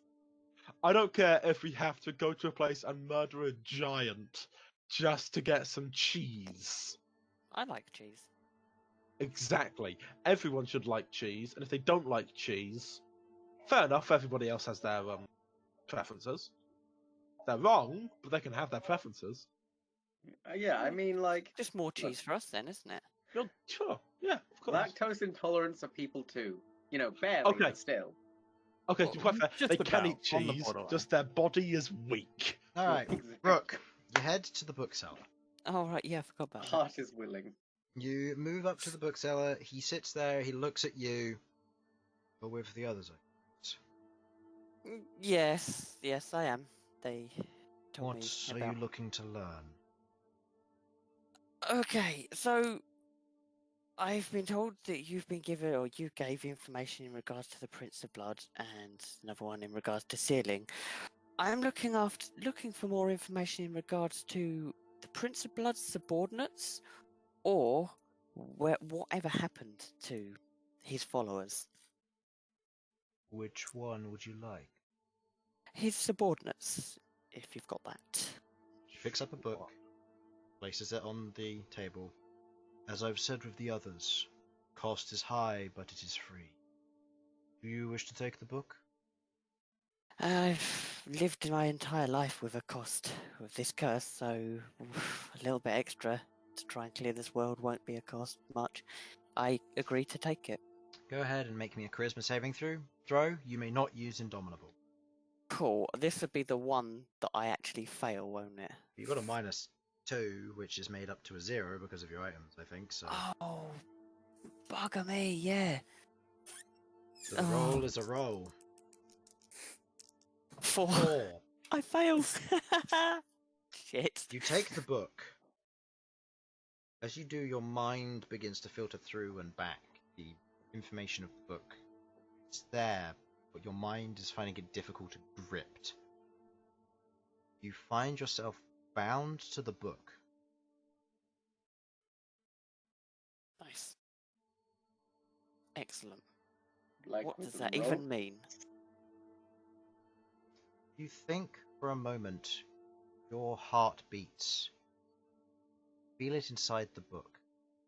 If this book is destroyed, you die. Oh, great. Another way of dying. Just add it to the list. That's The thing fine. is, the level of this kill spell is only curable by a wish. Oh. You failed the DC, which was 5. Big rip. So, Yeah. how it you was just- doing? It's fine. I mean, it's not. It's nothing new, to be honest. I live my entire life with potentially dying, so occupational hazard. In this moment, as you feel the curse set in place, you watch as the elf looks at you and looks at the book. That information will be with you forever. Anyone who seeks it will try and take it. If they take it from your possession, you're in risk of dying. Keep it close and guard it. It is destroyed, die. That is the cost. Okay. Thank you. I'll take that. Sorry. I was thinking back at the conversation at the beginning of the session. I was like, "Oh, I'll bend over, stick out my ass." That's a method. Oh shit! Right, I've got a book that potentially is going to kill me. Great. Oh, only I could have messed that one up. So what's the safest place on Earth? Well, probably With on his me. wife. If it's with my wife, yeah. Just I'll give send it her, to there. just Oh, give her that's the the Davy safest Jones fucking harp. place. Just give her the ability. Oh god, essentially, you know, be like, oh, has the wife got the package? Goes upstairs. Rook's dead. Well, I think his wife got it. She's not happy. Oh, Okay, man. okay. But if they're bound together, does that mean that if he dies, the book dies? Yes, the book will destroy itself afterwards and all knowledge that it holds. So Perfect. what? So what you're saying is, If he dies and isn't resurrected before the Revivify timer runs out, the book is destroyed and Wait, he is needs it to be revived is with a it- Revivify spell or a Wish spell. fuck. So only Revivify works now. We can't use Raise Dead or anything. You can, but you have to make sure the book is still intact when that happens. Okay. And the book. Okay, so I feel like there should be like a timer that we know about. Let's when put it this will- way. If he dies and the Mhm. book, because the book's non-magical, if it decays during that time at all, he dies. We're talking Okay. levels where the pages are ruined, the book is otherwise cut or torn. If any Okay. of the book is removed, any pages torn out, scribbled on, then you're looking in a situation where this is once he's dead, mind you. Then Mhm. he will not be able to be revivified. If the book is otherwise scribbled on, torn, or anything like that, he's fine. If the whole book is burned, or the whole book is cut in half, or the whole book is anything, then he dies instantly. The condition of his revivify is based on the preservation of the book. So okay. So does that mean that if the book is to get in any way damaged, if we had a way to fix the book, like say it got like some slight boxing around the edges, and then we used mending to fix it, would we then be able to resurrect him, or? If you had that much level of it, yeah. Deeply scary, but okay. Keep in mind that mending doesn't bring back text, so if any text is lost, that's it. Yeah. Okay, that's fun. I think we should definitely focus on we need a 9th level wizard right fucking now. We do. Yep. Invulnerability, like that book that we got from a Romance Ravine. We could We always do go that? see Queglod's family. It's Alright, they've possible. got that. The book Oh is yeah, it's non-magical. fucking sister, wasn't it? Yeah, I mean, I would like to do that anyway, but it feels like not the most efficient way of solving. Oh no, how's it go? Hi, Mum, Dad. Yeah. Sorry we're here to kill you or fight you or do something, but could you fix this book first? No. Remember, it was the sister. So it's Oh. like, hey mom, hey dad, we're here to kill you. But before we do you mind pointing us in the direction of old Queggy's sister? Nice. Gonna take a guess and say they don't know. Oh. I thought she was kind of in the whole necromancery business. She's kind of doing her own thing. Okay. I mean, it's nice to see. It's nice to see the kids branching out. Nice. going can't believe- going on their own path. I can't believe I failed a DC roll of 5. Yep. It happens. That's why I Said have you I was gonna- roll for the moment when it does. Yeah, that's fine. Yeah, the two charisma I'm- characters that got 20, it was just what's their DC? Well, the DC's 5, but to notice they've been cursed is 20. What about putting it in that vault thing in Adamanthia? Possible. Again, could put it in there, but you need Reagan to put it in there most of the time. So, There's a bit of a problem Okay. with that. So Yeah. just to Oh, you confirm, mean Yeah. the dead guy? Yeah, So he's just- the dead guy. He's not the one that's lost his soul. Oh no, he is the one that's he lost is the his one soul. who lost his soul and is dead. And he's dead. He's had a Yeah, double a whammy. He's double having a real whammy, bad yeah. time. Yeah. What were you going to say, Simon? Just to clarify, me and Bern aren't afflicted by this, right? No. We have some No, form you of have affliction, some form of but not- curse on you, which you don't entirely know what it is. But Wait a it's- minute. But it's not severe. If you want At to least I know know, I what can mine tell you is. because it's not that big of a deal. Does Elsyan also have this on him? Yes, he does. Noted. Yours will occur when you proceed to go through it. Basically, you know the books which increase your stats permanently, and they take 40 hours of reading. Yeah. the main To ones, learn yeah. to read through the entire book of these ones, it takes 20 hours of reading. After you've done so, the book will disintegrate, but you will never forget the knowledge. Oh, hang Okay. on. After 20 hours of reading, Yours is mine- different because you failed the main curse, so the Thank book is fuck. bound to you. Because you rolled Yeah. less than a 4. I know, but Less than a 5, yeah. I know. Can you imagine? After 20 hours, book disintegrates, Rook dies. It's like, oh bugger. See, No, that's the Rook thing. would get That's finally actually done. interesting. No, that would actually be really quite interesting if that's how it worked. Don't make it work like this, because of course Rook's in a bad situation, Chris. Yeah. But someone selfishly seeks out this knowledge, gets the book, gets cursed. Once they learn the knowledge they want, they die. They can take it with them to the Shadowfell. Ugh, yeah. Okay, so All dead people go We to still need to read the books for 20 hours. So, You Just still need to read the try- books for 20 hours to learn all its secrets, yeah. just imagine Rook and reads then the a fucking thing book, happens. and then he and then gets the fucking yeah, Thanos then a snap. thing happens. Oh god.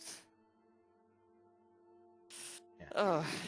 Okay. Well, that was So that's the cost. fun. Well, you know, could be worse, I guess. Well, we'll cross that bridge when we come to it. Mechanic question. Mm-hmm. Is it all right if he shoved it into a pocket dimension, like a bag of holding, or Yeah. okay? So they can be on The different book, planes. the book can be anywhere at all. You can even use demi-plane and have it sit in the middle of the room on its own. And it can Hmm. sit there and be there forever. And that's fine. Nice. Once Rook dies, the book disintegrates. Once the book dies, Rook disintegrates. So it's a twofold way.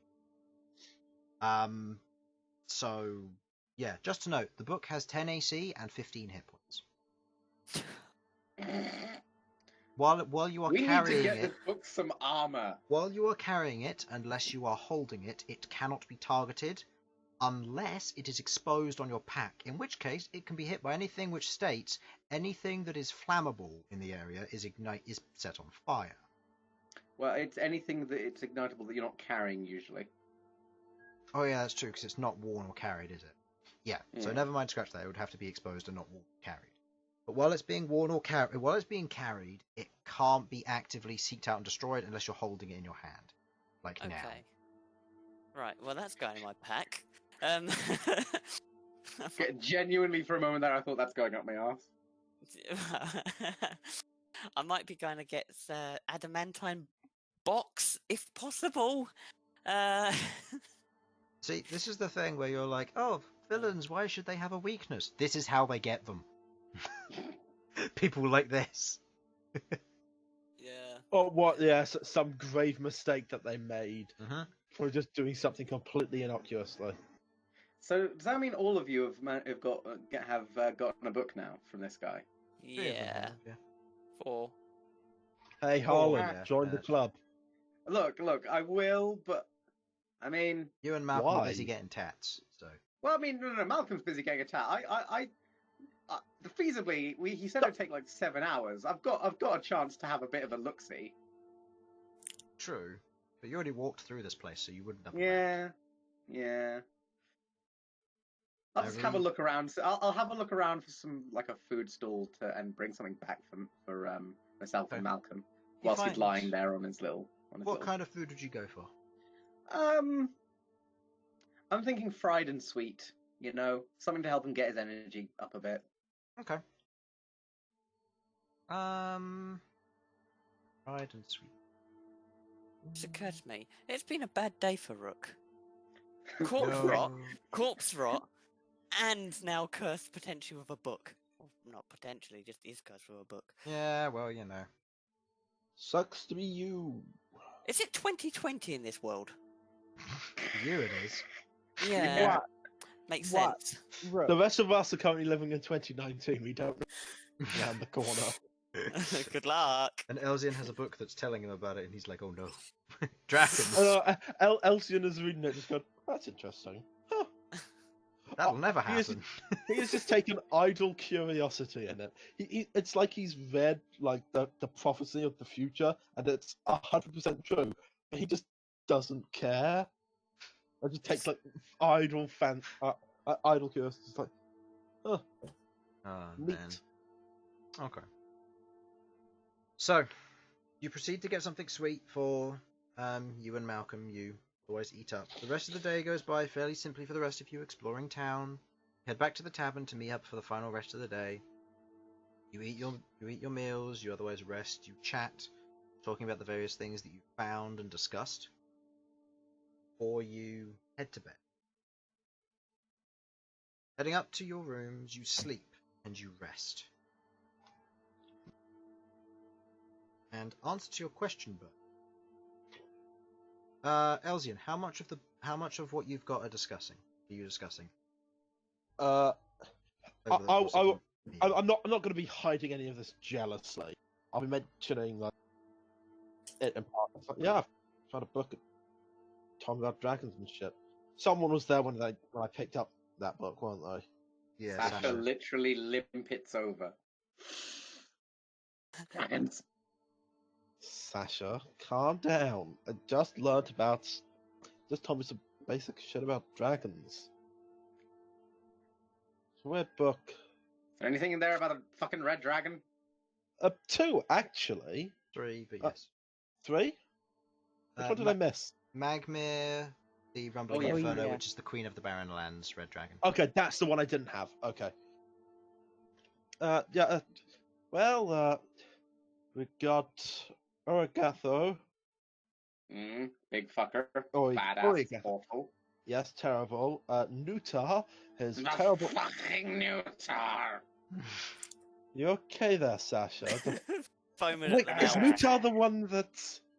Yes. Oh. Probably. Well, wonderful. Double checking, his location is currently in this book saying that he's in Charred Stormfront, right? Charred Stormfront is where he resides, but he does move around a lot. You move around a lot. We could go fuck up his home one day. Learned about a Oh, webcast. I'd love to. Oh, here's one you'll find interesting. You know when he went to that icy hellhole during those tests? Yes. The one where the dragon was going to come and Yes, kill him. the terrible one. Name's Webval. Ooh. He hunts other dragons, but then Dragon Knights have tried to kill him, and it goes horribly wrong every time. That's not good. Hey, we have to kill this thing. Is this the same one that you've got to kill? I believe so. Yep. Yes. Well, if it's not the same one, it's an equivalent being. It'll fine.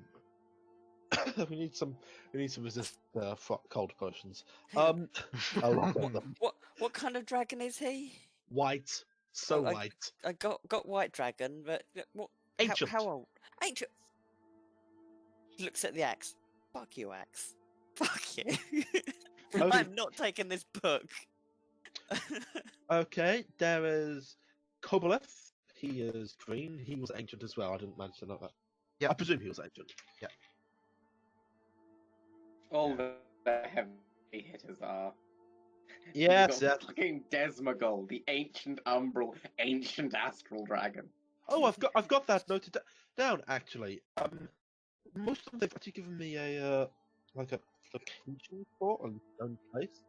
This one not so much. Bit of a riddle, I suppose. Under the bleeding sun he sits, hidden from sight of 5 figures. Correct? That's what I'm confused as title to me. 5 figures. Under the bleeding sun he sits, hidden by 5 figures. And in answer to your question, Infernal, Sanguine Sun is ruled by 5 leaders. But you also know that the true leader of the Sanguine Sun, the identity is unknown to all but the 5, and no one is allowed to see him. Okay. But does Bern share this information? Well, if I'm not gonna share everything, but you whilst you're saying this, I'm like, oh, you heard about Desmogol as well? Yeah, I heard about him from one of the White Dragons. Lovely, apparently quite an interesting fellow. He draws meteorites to himself, so that's how you can find him. Apparently he likes stories and knowledge. Huh. Fair enough. Oh yes. There was also a Kythox. Oh yeah, Keith. Mound Drift is what I've got here. There wasn't a place that I know of, but surely you've got to have a clue to go by. You want to find the bloke. I mean, Bill him for all the alcohol he drank. I Wait, presume he didn't Who pay. drank alcohol? What? Why would a dragon pay? Actually, do we know that he's Yeah. getting our tavern? yeah, Yeah. I know. I'm waiting. He's had a I'm name doing with the it. bit. And let me quickly get you one of the reasons why you know. Give me Did he just straight up tell us and offer us help, and we denied it?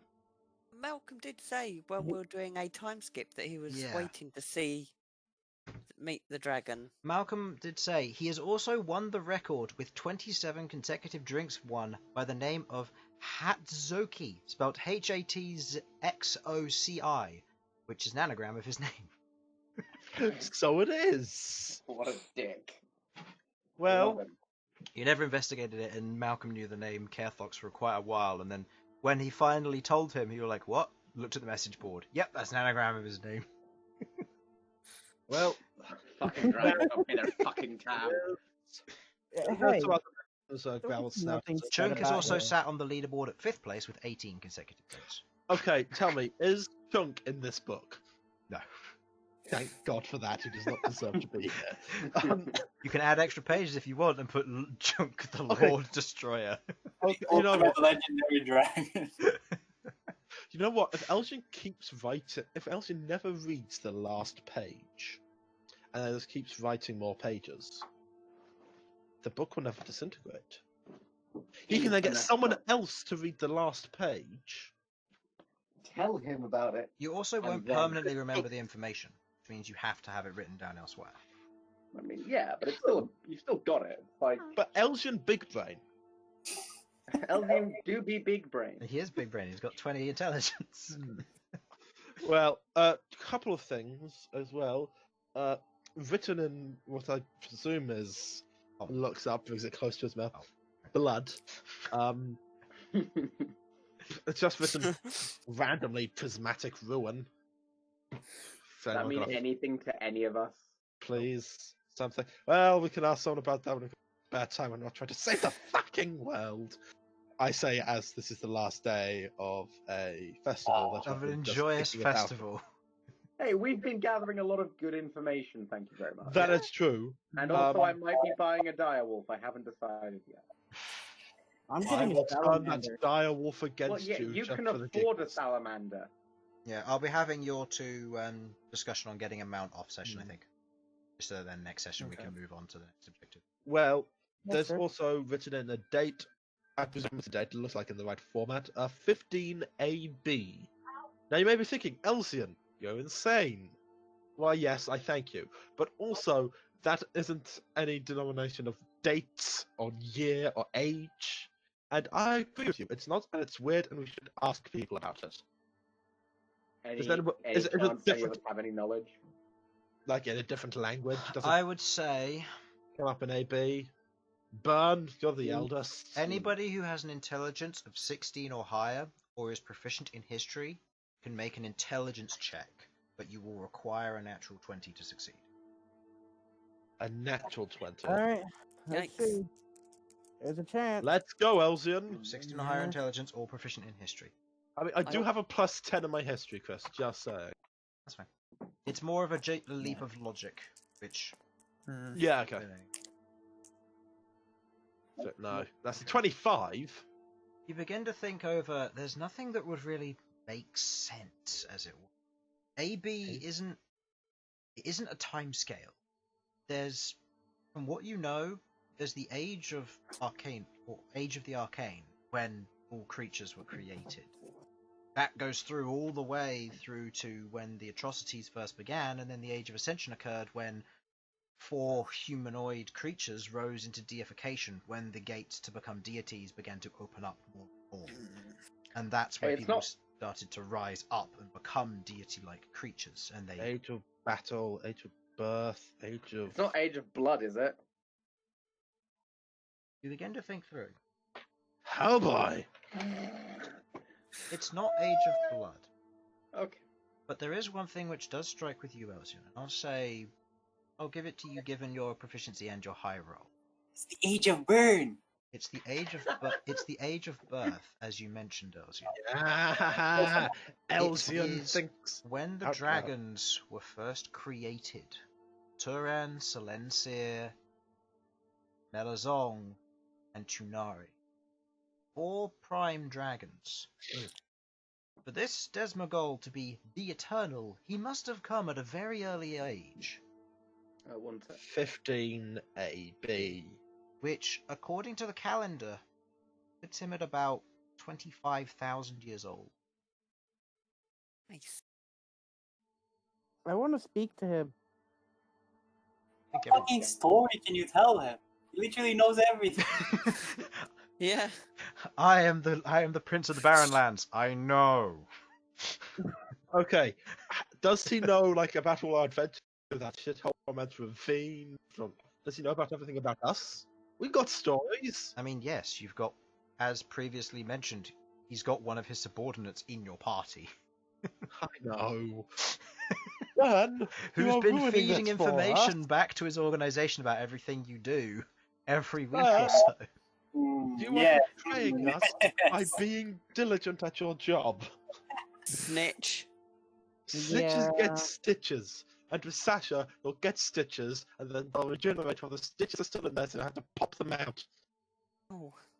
Oh man. That's just Elsyan finishes what he's saying and just shudders slightly. That is a terrifying idea. Sasha, please forget I ever said that. I need to learn modified memory. How's that not a thing I can do? I actually wasn't here, guys. So what? That's fine. You forgot. Oh, that's right. Chris, I do know how to do that in brief, fourth wall breaking moments. Okay, good to know. In answer to the yes, I know. What happened? They figured out. I gave you a horrible idea. It's the Age of Bern. The Age of Bern. Age of Birth. Age of Birth, the 15th year of the Age of Birth, when Turan, Selensir, Melazong, and Tunari were first created. The 4 primer dragons, he came very shortly after the age of 15 AB, which puts him at about 25,000 years old. Oh, that's pretty low. That's pretty fucking old. I also remind you that the years that you are currently in, at the moment, you are currently on, I believe, age 446 AS, which is Age of Ascension, or AAS. So, in the Age of Arcanum lasted for about 25,000 years, roughly. Okay. What was the name of Devad's dragon? Or Devad's thing? Ringo. Present Shadow. You don't know about that? No, don't worry, I won't. Oh, wait. Oh, there was another mention Wrong of one one. other Oh. dragon. Crescent Shadow. Shadow Dragon of Devad, that's all I've got. Which is terrifying, because that means there's a Shadow Dragon going about the place. That's why they're Shadow Dragons, man. Actually, I know isn't that Shadow what I've Dragons seen? are terrible, Chris. I plan to use one day, They're not because they are also fucking awesome. They're not as bad as Claw Dragons, though. Oh, God. What's a Claw Claw Dragon? Dragon? It's something that's in in the older editions. A Claw Dragon loses its use of its breath weapon in order to make 5 attacks, which each do on average 30 damage. And it has a monstrous to hit. These are the things which kill Tarrasques if they get a chance. Oh. They're the one predator to Tarrasques, hence why they have the armor. Hence why Tarrasques have their spikes. Oh, right, was this in the time where... Cut off there. Oh, sorry. Wasn't this in the age of... What was this in the time where D&D writers were in an arms race creating the most terrifying monsters? Yeah, it was. Yeah, that was fun The times. claw dragon comes about when two dragons of one metallic, one chromatic have a child, and the child loses the ability to use its breath weapon and randomly mutates into a claw dragon, which then proceeds to kill its parents if they don't kill it first. Well, if one of them's a Awesome. white dragon, then that's only one of those dragons dying. Because you know what white dragons are? They fucking run away. Yeah, I know. I find that fascinating, I really do. I mean, most white dragons are morons.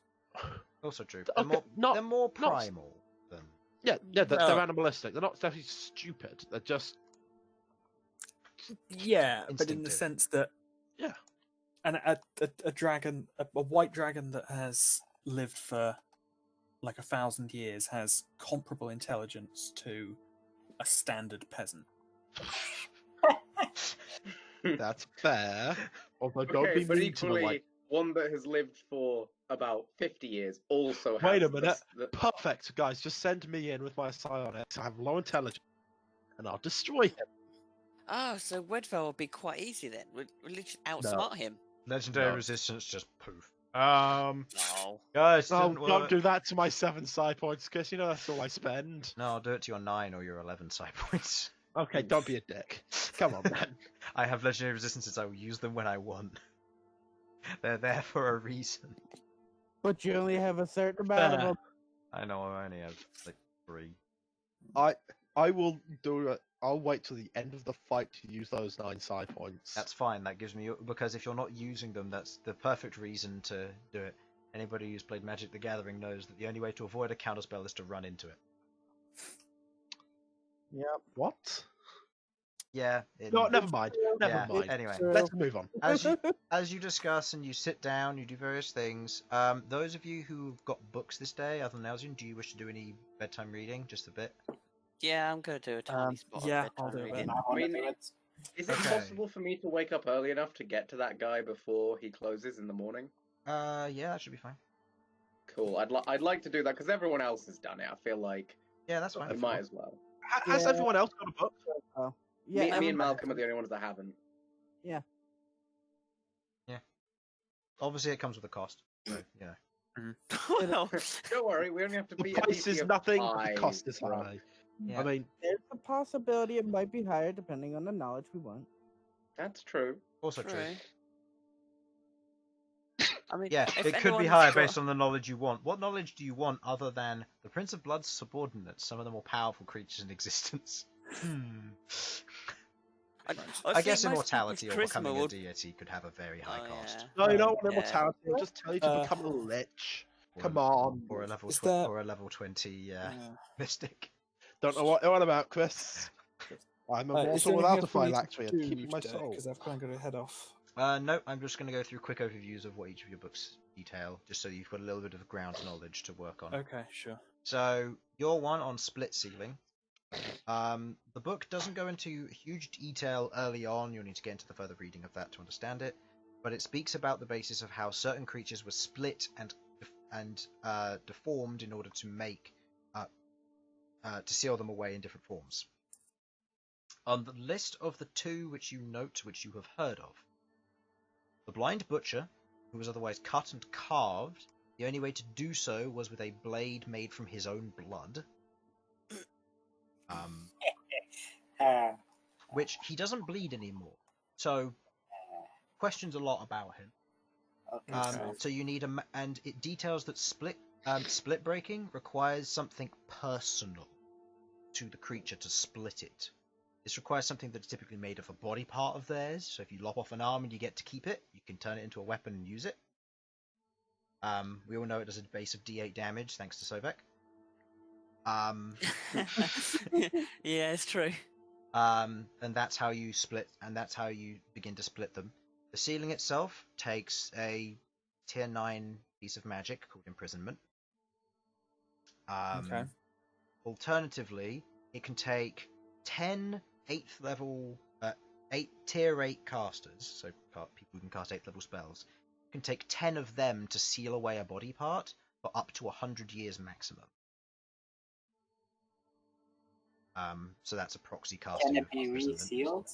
It can be resealed afterwards. That's what happened with the body itself. It was being resealed by individuals. The resealing process is a lot cheaper, but it still requires a caster to do so. A lot of casters to do so. Okay. And then the other one which you note in here, which it touches on, is the Skin Scribe. Name which you have heard. Yeah. In details to the subordinates, you are given the following names. Let me get up my notes here because this is very important. Get up the following names. The Blind Butcher, an Ambero kin of great power who was given his ability who was given his ability to see the near future physically, and in order to do so, he lost that to gain indestructibility, but also in the purpose counteracting anything that would happen in the future due to this, meaning that any blows that he would take, his body would heal knowing they were going to happen, making him effectively immortalized and indestructible. The Plague Lord, the brother of the Prince of Blood. He is a devil born of one of the Devil Kings, the Archdevils. Okay. After there was a courtship between one of the Archdevils and a Demon Lord. After the courtship between them, the Plague Lord and the Prince of Blood were born. The Prince of Blood went on to succeed. The Plague Lord became his subordinate. The Rippling Shell, the true name of the Skin Scribe. An individual who, from a young age, saw various things happen to him, and because of who he was, rose to gain great power in the form of turning his skin into spells. After succeeding in constantly regenerating his skin at a constant and steady rate, he never runs out of spells. Oh, well, that sucks. And finally, the Venacious Horror, a female humanoid who would otherwise sing to herself, stealing body parts from other individuals, and was known for her qualities similar to a beholder. Oh boy. Oh, Amazing. The same level of paranoia? Yes. She Oh, was paranoid. boy. She was paranoid that people thought she was ugly. Hence why she steals other people's body parts to become. Oh, I see. So it's not paranoia about being murdered by people. It's It's paranoia about being ugly. about being body shamed. Okay. So what Yeah, you're let's- saying is, Let's lock time her to in a room of turn on the Elsyan. charm. Okay. Elsyan actually doesn't care what you people think of him. No, These are his subordinates. You will not learn of how they were sealed, but you will hear riddles about them later reading on. One of which you recognize immediately. Split in thrice from mortality, soul, and strength, the Blind Butcher was carved into 3 pieces by the Celestials of the Iron Star. His heart was buried within the Titan's corpse of the Dragon's Glade, his shell was chained within the Bastion of Rust, and his soul was burned on the winds within the Eye of Light, at the peak of the Empire. You've heard this riddle. You have an identical book to the Arcanist. Oh. Damn. There you go. Can you send me them names, please, and things? Yeah, sure. Thank you. I'll sort that all out afterwards. My God. Okay. And And just send that in. Infernal, yours was on what? Mine was on the Prince of Blood. Yours was on the Prince of Blood. The main things you've heard so far is obviously that he was born of a archdevil and a demon lord in their courtship. He was ultimately created by the, let's see.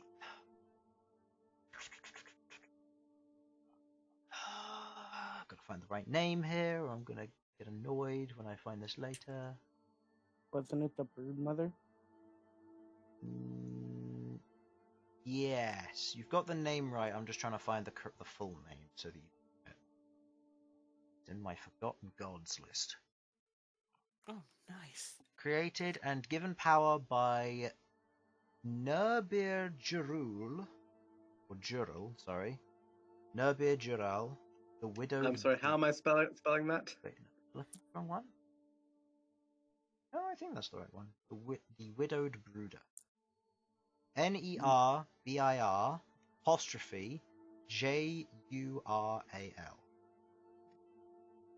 Neberjural. Widowed brooder. Does that happen to be the Taratani? That's the lady? Taratan's original creator. Zenfir was an offshoot which made them better, and the bad ones are otherwise listed under her original tradition. Okay. She created him to be her champion, and in order to take over the material plane in her name, as did all the other traitor gods at that time. But they here are not listed, as they are not related to the principal. Anything about his name? The Prince of Blood has no true name. The only one who knows it is his father. Not even his brother? Any name on who his father is? His father is a archdevil. Which one is not listed this early on? Well, I guess we'll go punch an archdevil in the face. Not that simple. No, I don't imagine it being. Look, I'm just saying, depending on the archdevil, it might legitimately be easier than having to fight this ancient white dragon. Yeah. You do learn one thing, though, from this, and I will say this is very important. And this is pertaining to the current goal of the Prince of Blood at this time. He's commenced the war on the Nine Hells to kill his father and erase his name from history, removing his one and only weakness beside your axe. We could get help from this archdevil. And the party recruits an archdevil to their side. That sounds profoundly dangerous. I mean, I can imagine most of the party members go, "We're not working with devils," but we know full well Elsyan would be like, "Oh, that sounds like a fair plan." Oh, I'm sorry. I'm all Among in Us is like, we're not going to work with devils. I think we've pretty much established that our only limit, our only hard limit is fucking. Okay, we kind of don't want to deal with undead, for Queglod's sake. This is the thing about Yeah. about names and how demons and devils work. They work once a day, and it's per person, per lifetime. So if you find out his real name is Dave, and you shout his name at him with intent, and you say something, then you have advantage on everything you do, and he has disadvantage on everything he does against you for one round. That's the mechanical side of how it works. I will crush Dave with his tiny little mind. However, here's the note. That's just one of his weaknesses. It doesn't necessarily kill him. True, but if He can be summoned with his name. He If can we be use summoned with his name through the gate spell. Yep.